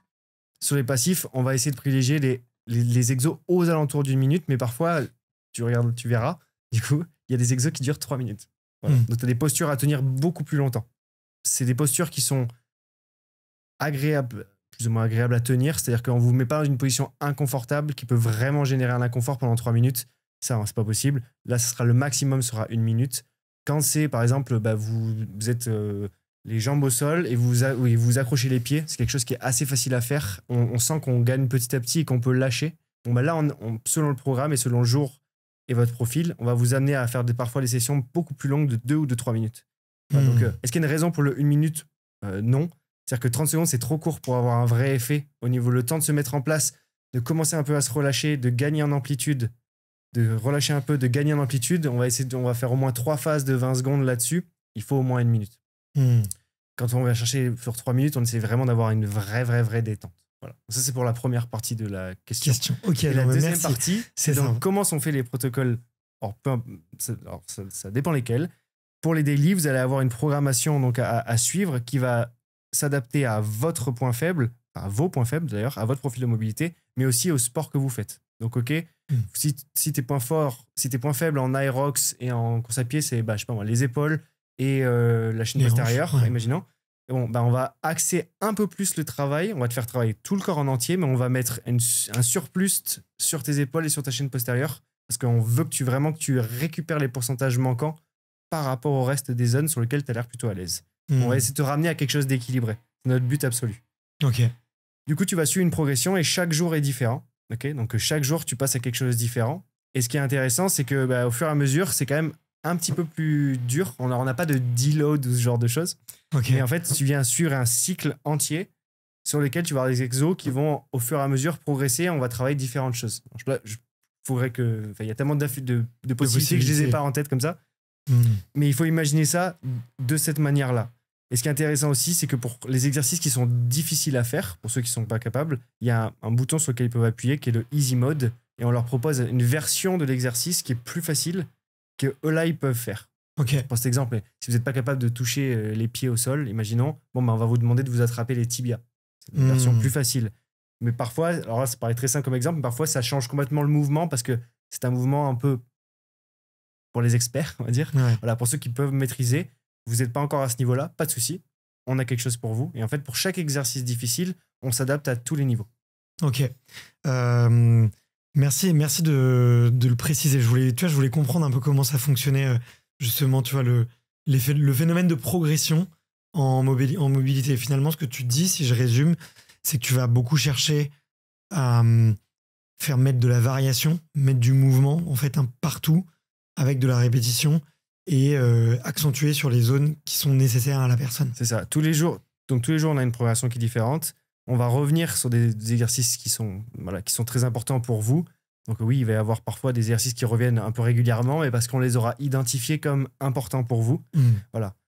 Alors, c'est une façon de marketing, mais en gros, si jamais je voulais vraiment faire progresser quelqu'un, en fait, je ferai parfois les mêmes exos tous les jours, certains très spécifiques. Mais je sais que, avec notre expérience kiné-ostéo, si on fait ça, les gens se lassent très vite. Donc, en fait, on met des variantes de cet exercice-là. En fait, ça travaille à peu près la même chose, mais on va venir travailler un peu différemment. Moi, je pense que ça a aussi un bénéfice sur le fait que j'aime bien varier les prises, varier les mouvements. Mais aussi, c'est quand même plus agréable que de faire la même routine un peu tout le temps. Donc là, on varie tout le temps. On a une bibliothèque de 300 et quelques exercices. Donc ça permet d'avoir de la nouveauté en fait en permanence, de découvrir aussi des exercices pour vous-même. Parce qu'il y a une fonction, vous pouvez mettre certains exos en favori. Quand il y en a un qui vous plaît, vous le mettez en favori. Vous pouvez le retrouver dans la bibliothèque. Et ça aussi, c'est quelque chose où on essaye d'éduquer en fait nos athlètes, nos patients, si c'était au cabinet, en disant vous avez fait cet exo dans un protocole, il vous a plu, vous a fait beaucoup de bien. Et refaites-le quand vous sentez que vous en avez besoin. Voilà. Donc on vous le met de côté et vous pouvez le retrouver. Ok. Faut mettre lesquels en favori, ceux sur lesquels on galère ou ceux sur lesquels justement. Ça dépend dans quel mindset tu es. Si tu es dans le mindset de vouloir progresser absolument, ça va être ceux sur lesquels tu sens que c'est dur, celui-là il est dur, et c'est celui-là qu'il faut mettre en favori. Après, si c'est tu vois, j'ai découvert cet exercice-là dans un protocole de récupération de trail, imaginons. J'ai beaucoup aimé, il m'a fait beaucoup de bien. J'ai senti que ça m'avait fait du bien sur mon syndrome de l'essuie-glace. Bon, je vais le faire. Du coup, je le mets en favori et c'est celui-là que je vais aller me faire. Voilà. Donc, tu peux soigner un syndrome de l'essuie-glace avec de la mobilité. Oui, complètement, ouais. Ok. Oui. En fait, tu vas venir essayer de détendre en fait toute la chaîne latérale au niveau du fascia. Tu vas travailler sur les hanches et le genou, en fait, tout ce qui se passe autour de ça pour essayer de le libérer. Donc, en fait, ce que tu fais avec un thérapeute, en fait, sauf que lui va te le faire. Mais tu pourrais le faire toi-même. C'est-à-dire que moi, je me le fais moi-même. Tout ça, je viens me masser principalement le TFL. Je viens me libérer en fait quadriceps, ischio-jambier et tout ça. Et en fait, tu te libères. Ça, on passe dans du médical. Ouais. Médical, paramédical. Donc, c'est très, très compliqué à avoir dans l'app parce que si j'en crée des protocoles spéciaux pour ça, ça voudrait dire qu'en fait, on récupère les données des gens médicales. Ça devient un peu complexe au niveau de la CNIL, etc. Donc, on n'a jamais passé le pas là-dedans. Pour autant, quand il y a des gens qui nous envoient un email en disant « Hey, moi, en fait, j'ai ça. Est-ce que vous pourriez me donner des exos ?» On leur fait un petit protocole en disant « Voilà ce que moi, je ferais si c'était moi, mais voilà. Voilà. Ouais, ok. Bah, merci d'en parler parce que tu vois, typiquement, moi, il y a un moment, tu vois, je voulais taper ok, programme payant pour justement pour un essuie-glace. Tu vois, c'est un très très bon exemple. Programme payant, tu vois, et chercher un kiné qui avait créé du contenu ou qui avait fait une formation et tout. En fait, ouais, c'est interdit de le mettre en titre de programme, quoi. Et vous êtes soumis à l'ordre. C'est très compliqué. Ouais. C'est très compliqué. Donc en fait, nous, ce qu'on fait, c'est que nous, on utilise les kinés. C'est-à-dire que vous allez chez votre kiné, le kiné, il prend votre app, il vous fait un protocole, il regarde les exos disponibles, il dit ok, bah regarde, tac, tac, tac, tac, tac, tac, fais ça chez toi. Et en fait, tu repars toi avec ta propre app et tu as tous tes exos, tu t'es fait, ça s'appelle un protocole personnalisé. Donc en gros, tu t'es fait ton propre protocole à toi, que tu as renommé comme tu veux, etc. Et ça, c'est une fonction qu'on est en train d'avoir là, où maintenant les kinés vont pouvoir créer un protocole sur leur téléphone et l'envoyer à leurs patients. Donc en fait, comme ça, ils vont voir s'ils progressent. Bah, surtout, ils vont pouvoir donner. Je te donne donc un protocole pour le syndrome de l'essuie-glace. Tu le fais pendant 2 semaines. Tu reviens me voir en séance. Je te dis, ok, t'en es où? Je regarde, ok, bah tu sais quoi, maintenant on va changer. Je vais te réduire ça et je vais te changer ça à la place. Okay. Tu peux le partager avec tous tes patients. En gros, on voulait pas sortir les kinés ou les ostéos de la chaîne, on voulait les impliquer aussi. Et donc là, bah, on leur donne la possibilité de créer ça et de le partager avec les patients. Ouais. Parce que, bon là, je vais dire quelque chose qui va peut-être t'agacer, mais le seul outil qui me permettait de faire ça, c'était ChatGPT, tu vois. Tu lui dis... en fait, il y avait tellement de trucs qui étaient réglementés sur la santé, et tu vois, même des trucs assez basiques, tu vois. Tiens, j'ai telle pathologie, j'ai une tendinopathie à l'épaule, j'ai du mal à m'en débarrasser. Est-ce que tu peux me recommander j'ai un peu l'impression de stagner dans ma routine, je fais ça actuellement, est-ce que je pourrais avoir 2-3 autres exos? C'est le seul c'est le seul outil qui me permettait. Et moi, ça me saoulait. C'est que des outils américains, tu vois, quasiment tous. Tes données, tu sais pas où est-ce qu'elles vont. Tu deviens, en plus, bref, moi je trouve que c'est des outils qui rendent compte, tu vois. On fait de moins en moins de trucs par nous-mêmes, mais tu vois, je trouvais ça un peu relou pour des créateurs de contenu ou pour, tu vois, il y a plein de kinés, tu vois, qui se sont mis à faire des formations, à faire des programmes et tout. Bah, ils n'ont pas le droit de le faire, et à l'inverse, ce qui peut le faire, c'est ChatGPT, un outil qui est créé pour inventer. C'est-à-dire que s'il n'a pas la bonne réponse, il l'invente. C'est dans son programme, tu vois, par essence. Et en plus, il est incapable de lire un PDF grand, tu vois. Enfin bref, plein de trucs qui sont aberrants. Et tu vois, eux, ils ont le droit de le faire. Donc bref, ça me rendait dingue. Tu vois, la raison de pourquoi on a créé cette app-là, de la manière dont on l'a créée, c'est qu'on sait que tout le monde, la majorité des gens, veulent se mobiliser. Ils aimeraient prendre soin d'eux. Ils aimeraient savoir quoi faire. Ils aimeraient savoir quand le faire. Mais ils n'ont aucune idée de quoi, comment, pourquoi. Donc nous, on simplifie tout. On dit, on vous fait un test. Regardez, ça, c'est comment vous bougez. Maintenant, vous allez vous entraîner. Ok, vous faites quoi comme sport aujourd'hui? Aujourd'hui, je fais du trail. Très bien. Ok. Eh ben, vous avez combien de temps? 3 minutes. Ok. Vous avez de l'équipement avec vous? Non? Oui? Ok. Et derrière, on est capable de donner un protocole qui est adapté à la personne, au sport qu'il fait. Il y a juste à suivre une playlist. On valide. On passe à autre chose. Okay. En fait, c'est exactement... On répond à ta problématique qui était de dire il y a de l'info de partout. Il y en a plein de vidéos à YouTube sur le syndrome de l'essuie-glace, mais tout le monde a un avis différent là-dessus. Du coup, c'est dur pour toi de te dire lui, il est mieux que lui. Il faudrait que tu essayes tous. Donc en fait, nous, on a voulu remettre ça facile pour tout le monde en disant peu importe qui vous êtes. Et là, c'est là où c'est drôle, c'est que les athlètes professionnels, que ce soit Christian Blumenfeld ou Matt Fraser, je prends les champions vraiment, ils utilisent l'app alors qu'ils se connaissent par cœur. Ils connaissent tous les exos de Moby par cœur, etc. Mais en fait, le simple fait de dire qu'il faut qu'ils réfléchissent à leur séance du jour, à ce qu'ils ont fait hier, à pourquoi, à comment ils bougent, à leurs tests, etc. C'est beaucoup plus compliqué que de laisser faire en fait quelque chose qui a été créé que pour ça, qui leur donne une liste à suivre, ils réfléchissent pas, ok, on y va. Voilà. En fait, c'est ça qu'on veut, c'est faciliter l'accès à la mobilité et à la progression pour tout le monde. Ok. Est-ce qu'il y a des gens qui ont réussi à avoir 100% partout sur votre app? Il n'y en a pas beaucoup, mais il y en a. Ok. Il y en a. Et c'est hyper rare, honnêtement, parce que faut vraiment être costaud. Je sais que ma femme, elle a 96%. Et il lui manque de la rotation interne un tout petit peu. Il lui manque les derniers degrés sur l'épaule gauche et l'épaule droite, ce qui la met à 96% et pas à 100%. Ouais, alors il y en a qui sûrement ont triché et qui ont fait semblant d'avoir 100, mais il n'y en a pas beaucoup, je t'avoue. Et les gymnastes? Les gymnastes, c'est très fort. Très fort, mais parfois, tu serais surpris sur parfois un test principalement sur de la rotation interne d'épaule aussi, où en fait, elles n'en ont pas besoin à ce point-là. En fait, et donc, du coup, pareil, elles vont chercher de la spécificité. Ce qui compte, c'est pas d'avoir 100. Ce qui compte, c'est d'avoir 100 dans ton sport. Tu sais. Donc, vu que tu as une note globale et une note dans ton sport, voilà, ce qui compte, c'est d'avoir 10 sur 10 dans ton sport. Ça, c'est le plus important. Ok. Voilà. J'ai une question aussi pour bien comprendre l'impact de l'âge. Tu vois, y a un peu cette stat qui ressort souvent qui dit que à partir de 50 ans, tu perds 1% de ta masse musculaire si tu ne fais rien tous les ans. Ce qui fait que tu as perdu quasiment 50% de ta masse musculaire quand tu arrives à 80 ou 90 ans à peu près. Comment, si tu as moins de muscles, normalement tu es plus mobile. Non, c'est pas une question de muscles. Tu vois les haltérophiles, ils sont hyper immobiles. Pourtant, c'est des Golgoth. Tu vois, donc c'est pas une question de muscles. Voilà, c'est pour l'âge, il va y avoir, oui, en fait, tes tissus qui vont moins se renouveler, ton collagène qui va pas être de la même qualité, etc. Tu vas avoir plein de choses qui vont s'amener. C'est très rigolo parce que j'ai pris les stats ce matin justement de la différence entre quelqu'un de 18 ans et quelqu'un de plus de 55 ans. Je vais les reprendre parce que... Vas-y, mais je suis curieux de voir donc, effectivement à quel point l'âge détériore la mobilité. Tu vois. Alors, le score moyen, je vais prendre les hommes. Le score moyen homme pour quelqu'un entre 18 et 33 ans, c'est 64,3%. Le score moyen pour quelqu'un entre 56 et 65 ans, c'est 55,3%. Donc, il y a 9 points d'écart. Donc, tu perds 9%. Chez les femmes, on passe de 71,3 pour les 18-33 ans à 59,9. Donc, elles perdent encore plus, elles perdent 12 points.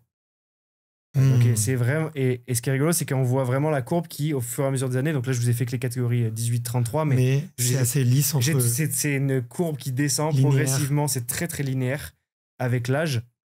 Andropause, ménopause chez les hommes et les femmes qui amène ça.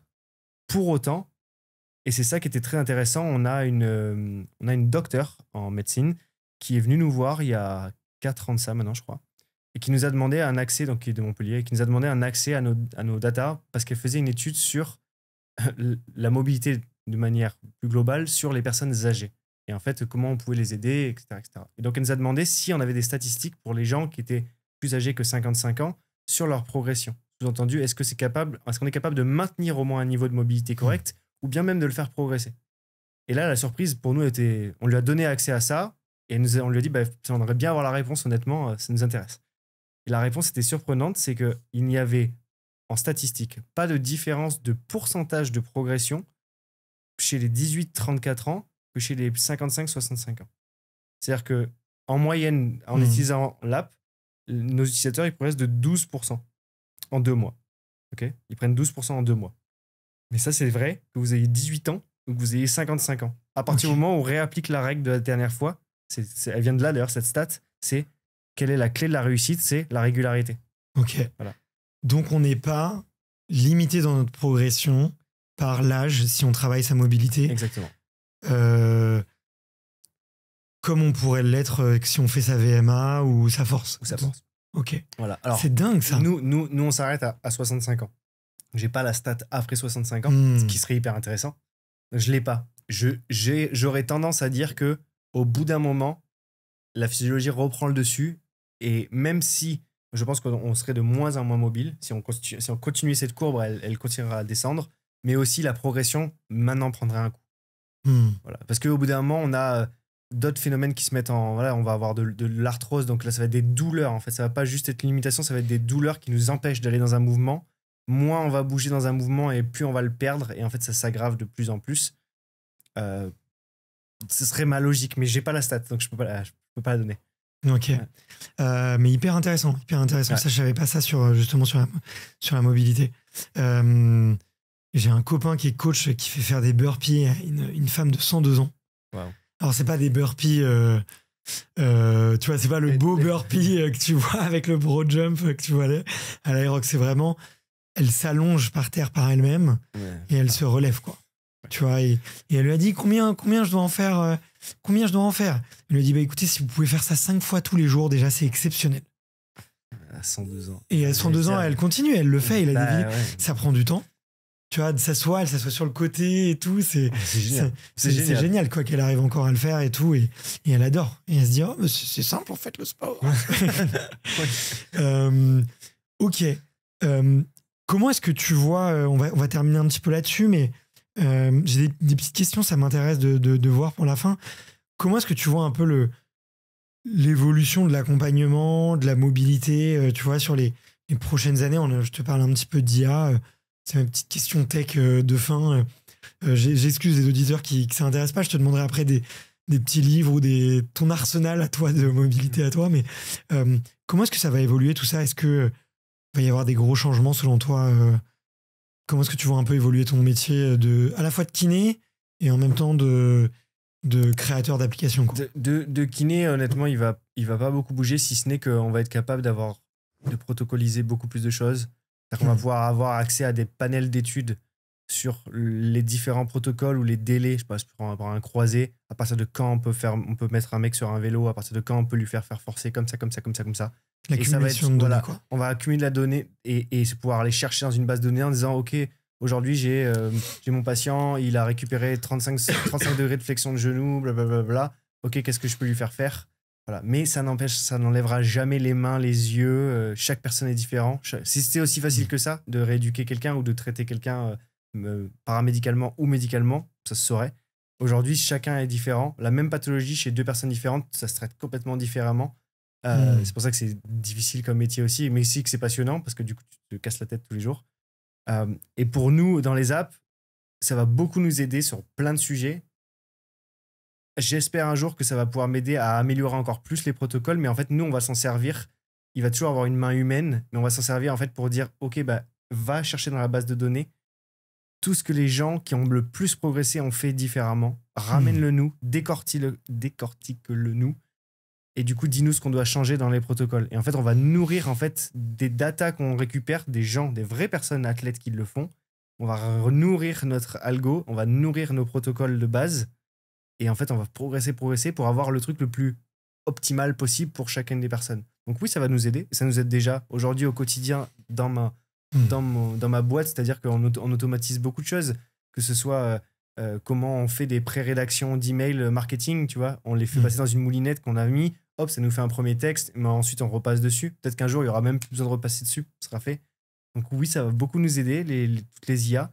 De là à nous remplacer complètement. Non, mais il faut s'adapter avec. On va bosser avec et on va prendre le meilleur de ça et de ChatGPT ou autre, je ne sais quoi, pour lui dire, écoute, maintenant, aide-moi et cherche-moi la data et dis-moi comment maintenant je dois faire si on doit intégrer un nouveau sport, par exemple. Prenez l'escrime, voilà. OK, moi, je te définis tous les besoins biomécaniques. Voilà les protocoles. Je vais chercher un mec qui est un kiné qui est spé en escrime. Je lui dis, dis-moi ce que les mecs en escrime doivent faire s'ils ont ce problème. Je lui donne tout ça. Il me le fait, je le donne à manger à ChatGPT et à la fin, je lui dis OK. Et du coup, basé sur ce que tu connais, pas ChatGPT, ou autre, peu importe, tu vas et tu me dis, basé sur toute l'expérience que j'ai accumulée sur les 40-50 millions de protocoles qu'il y a dans GoBot actuellement, dis-moi si j'ai fait des erreurs pour les faire progresser de façon la plus optimale. On fait un combo des deux, mais il y a toujours l'humain qui a 20 ans d'expérience en escrime, qui a vu passer des centaines et des centaines d'escrimeurs dans ses mains, qui va dire non mais ça il dit ça mais moi je te dis que c'est pas vrai, voilà. Parce que les mecs quand ils viennent chez moi ils ont ça voilà. Et ça en fait on l'a vu, nous on a essayé de faire les protocoles, pas te mentir, par une IA. Ils étaient bien, mais comparé à ce que nous-mêmes on pouvait faire ou les kinés ostéo experts qu'on a fait venir des différents sports étaient capables de faire, non, c'était moins bien, je suis désolé. Bien sûr. Donc on a dit, et pour moi c'était un gros budget, on a dit maintenant mais tant pis on va les faire nous en fait. Donc on a tout fait à la main.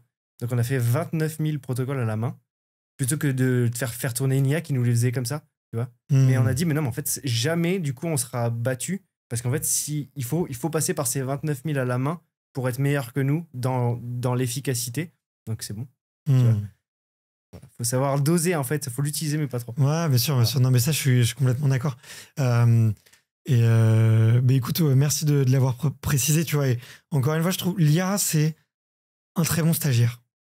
Voilà, ça t'aide beaucoup. Donc ça te fait le travail à 80%, c'est bien.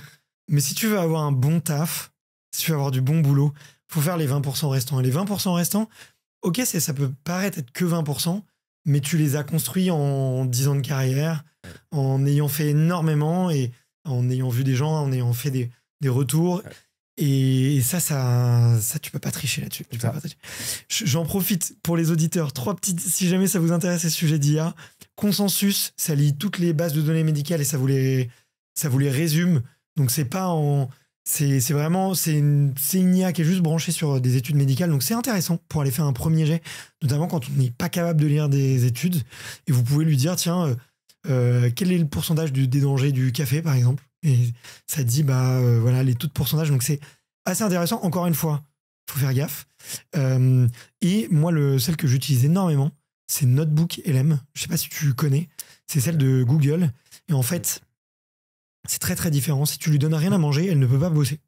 Mais par contre, tu peux dire, OK, allez chercher.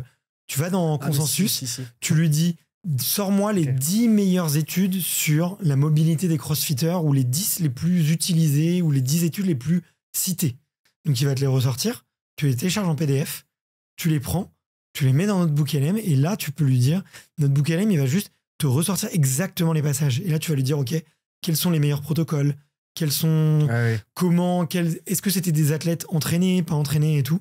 Et Notebook LM, c'est top. Tu lui mets dans la moulinette des bouquins, tu lui mets dans la moulinette des gros PDF, le rapport du GIEC, tu vois. Tu comprends rien, tu lui demandes de te le vulgariser, il te le fait. Et ça marche bien. Donc, et c'est gratos. Donc, voilà. Ouais, pour le moment. Non, mais moi, j'ai toujours préféré les outils Google. Tu vois, je trouve qu'ils apportent de la valeur. Bon, certes, c'est nous le produit, mais c'est des outils de productivité qu'on utilise vraiment. Tu vois, que ce soit le GPS, que ce soit les emails. Je trouve que, bref. Est-ce que, toi, il y a 1 ou 2 bouquins que tu recommandes à tout le monde sur la partie mobilité, bien-être du corps, des must-read, absolument? Il y en avait un, en fait, il y avait un des précurseurs qui s'appelait Kelly Starrett dans la mobilité, qui avait écrit un bouquin qui s'appelait How to Become a Supple Leopard, et qui était en fait un des mecs qui a amené beaucoup les automassages dans le fitness fonctionnel, etc. C'est un super bouquin qu'on a beaucoup utilisé. Alors maintenant, en fait, tous les exos qui sont dans son livre et à peu près 200 autres sont dans l'app gratuitement. Donc, si vous voulez juste voir les exercices dans l'app, c'est gratuit, go ahead. Mais son livre, pour ceux qui veulent un peu pousser, c'est sympa. Et après, honnêtement, pour ceux qui veulent comprendre le corps humain, ça va être barbant possible, mais c'est des livres de biomécanique. En fait, c'est comment le corps fonctionne. Alors, il faut passer un peu de temps, je pense. Je ne sais pas si ça a été vulgarisé depuis par des personnes sur YouTube, peut-être. Mais moi, c'est ça qui me passionne. Les bouquins de Delavier, par exemple ou... Non, mais à l'époque, il y avait des Camina, il y avait des trucs comme ça qui faisaient anatomie et bioméca. C'était des bouquins qu'on étudie en école de kiné ou en école de médecine, ce genre de choses. Mais moi, c'est un truc qui m'a toujours fait kiffer, ça, vraiment de comprendre l'épaule, comment elle marche et tout. Voilà, c'est un peu limité, désolé. Non, et dans les autres domaines, si on sort du domaine kiné, toi qui es un geek aussi de la performance et comment améliorer la performance du corps sportivement et tout, c'est quoi les sujets que tu as apprécié étudier? Moi, j'étais fasciné par le haut niveau et en fait, j'ai toujours vu, du coup, depuis mes 18 ans, que les athlètes de niveau, ils étaient différents. Mais différents à un point que personne n'imagine à quel point ils sont différents. Tu vois, et en fait, parce que pour être au niveau auquel ils sont, mentalement, je suis désolé, ils sont plus forts que nous, mentalement. Ils ont une résistance qui est beaucoup plus forte que nous. Ils sont capables de se mettre dans des états de douleur, donc une tolérance à la douleur qui est beaucoup supérieure à la nôtre. Ils ont une génétique, c'est leur corps, il fonctionne plus vite que nous.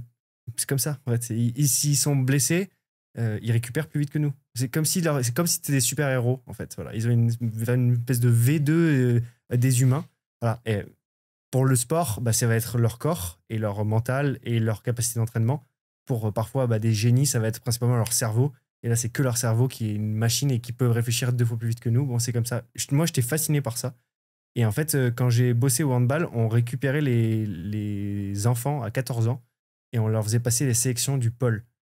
Et en fait, ils avaient des examens médicaux et paramédicaux. Et en fait, on les regardait et tu pouvais voir, à 14 ans ou 15 ans, tu pouvais dire, OK, lui, il a un physique de haut niveau, lui, il n'a pas de physique de haut niveau. Tu pouvais déjà tout le dire. En fait, si tu les regardes bien, tu regardes la densité, Tu regardes comment ils sont faits, tu vois la force déjà qu'ils ont sur le grip alors qu'ils ont 14 ans et qu'ils n'ont jamais rien fait encore en muscu. Tu sens qu'ils sont hors normes et tu peux le décrire. Au rugby, quand j'étais jeune, j'ai eu la chance de jouer avec Gaël Ficou quelques temps. Gaël Ficou, il était comme s'il avait 50 plus que nous, je te jure. C'est-à-dire qu'il voyait le jeu 2 fois plus vite, il courait 2 fois plus vite. Chaque fin de passe, tout le monde partait. Comme s'il était au-dessus, quoi. Voilà. Et donc, ce truc-là, il y a un livre qui s'appelle Le gène du sport, qui est intéressant à regarder, où ils analysent est-ce que génétiquement, ils sont différents de nous, les sportifs de haut niveau. Et là, en fait, oui. Spoiler, je donne pas la réponse. C'est vraiment parce qu'il y a du oui et du non. C'est ça qui est intéressant. Ouais, il y a du oui et du non. Je n'enlève en rien le travail qu'ils mettent. Je dis pas que c'est parce qu'ils ont la génétique qu'ils sont là-haut. Parce qu'en fait, sans le travail, et il y en a plein des mecs qui sont génétiquement doués, mais qui ne font aucun sport de haut niveau. Il faut et le sport de haut niveau, et le travail dur, et parfois de la chance, et le mental, et tout ce qui va avec. Quand ils ont tout qui est cumulé, et qu'ils sont tout à 100%, ça fait des Tiger Woods, ça fait ce genre de personnes, là, ou Michael Phelps, qui dominent le sport, leur sport en question pendant des années et des années. Ouais. Bah, moi, j'aime bien aussi dire quand même qu'il y a une partie chance, parce que la partie chance, c'est que tout s'aligne, en fait.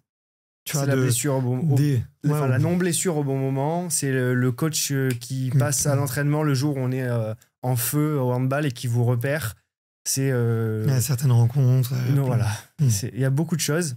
Ça n'empêche que quelqu'un qui est les parents aussi est talentueux et qui est bosseur, etc., il aura dans tous les cas plus de chances que celui qui bosse pas. Ça c'est sûr. Voilà, ça, c'est sûr. Si tu l'as pas choisi et que tu veux pas bosser derrière, c'est sûr que tu l'auras pas. Écoute, trop bien.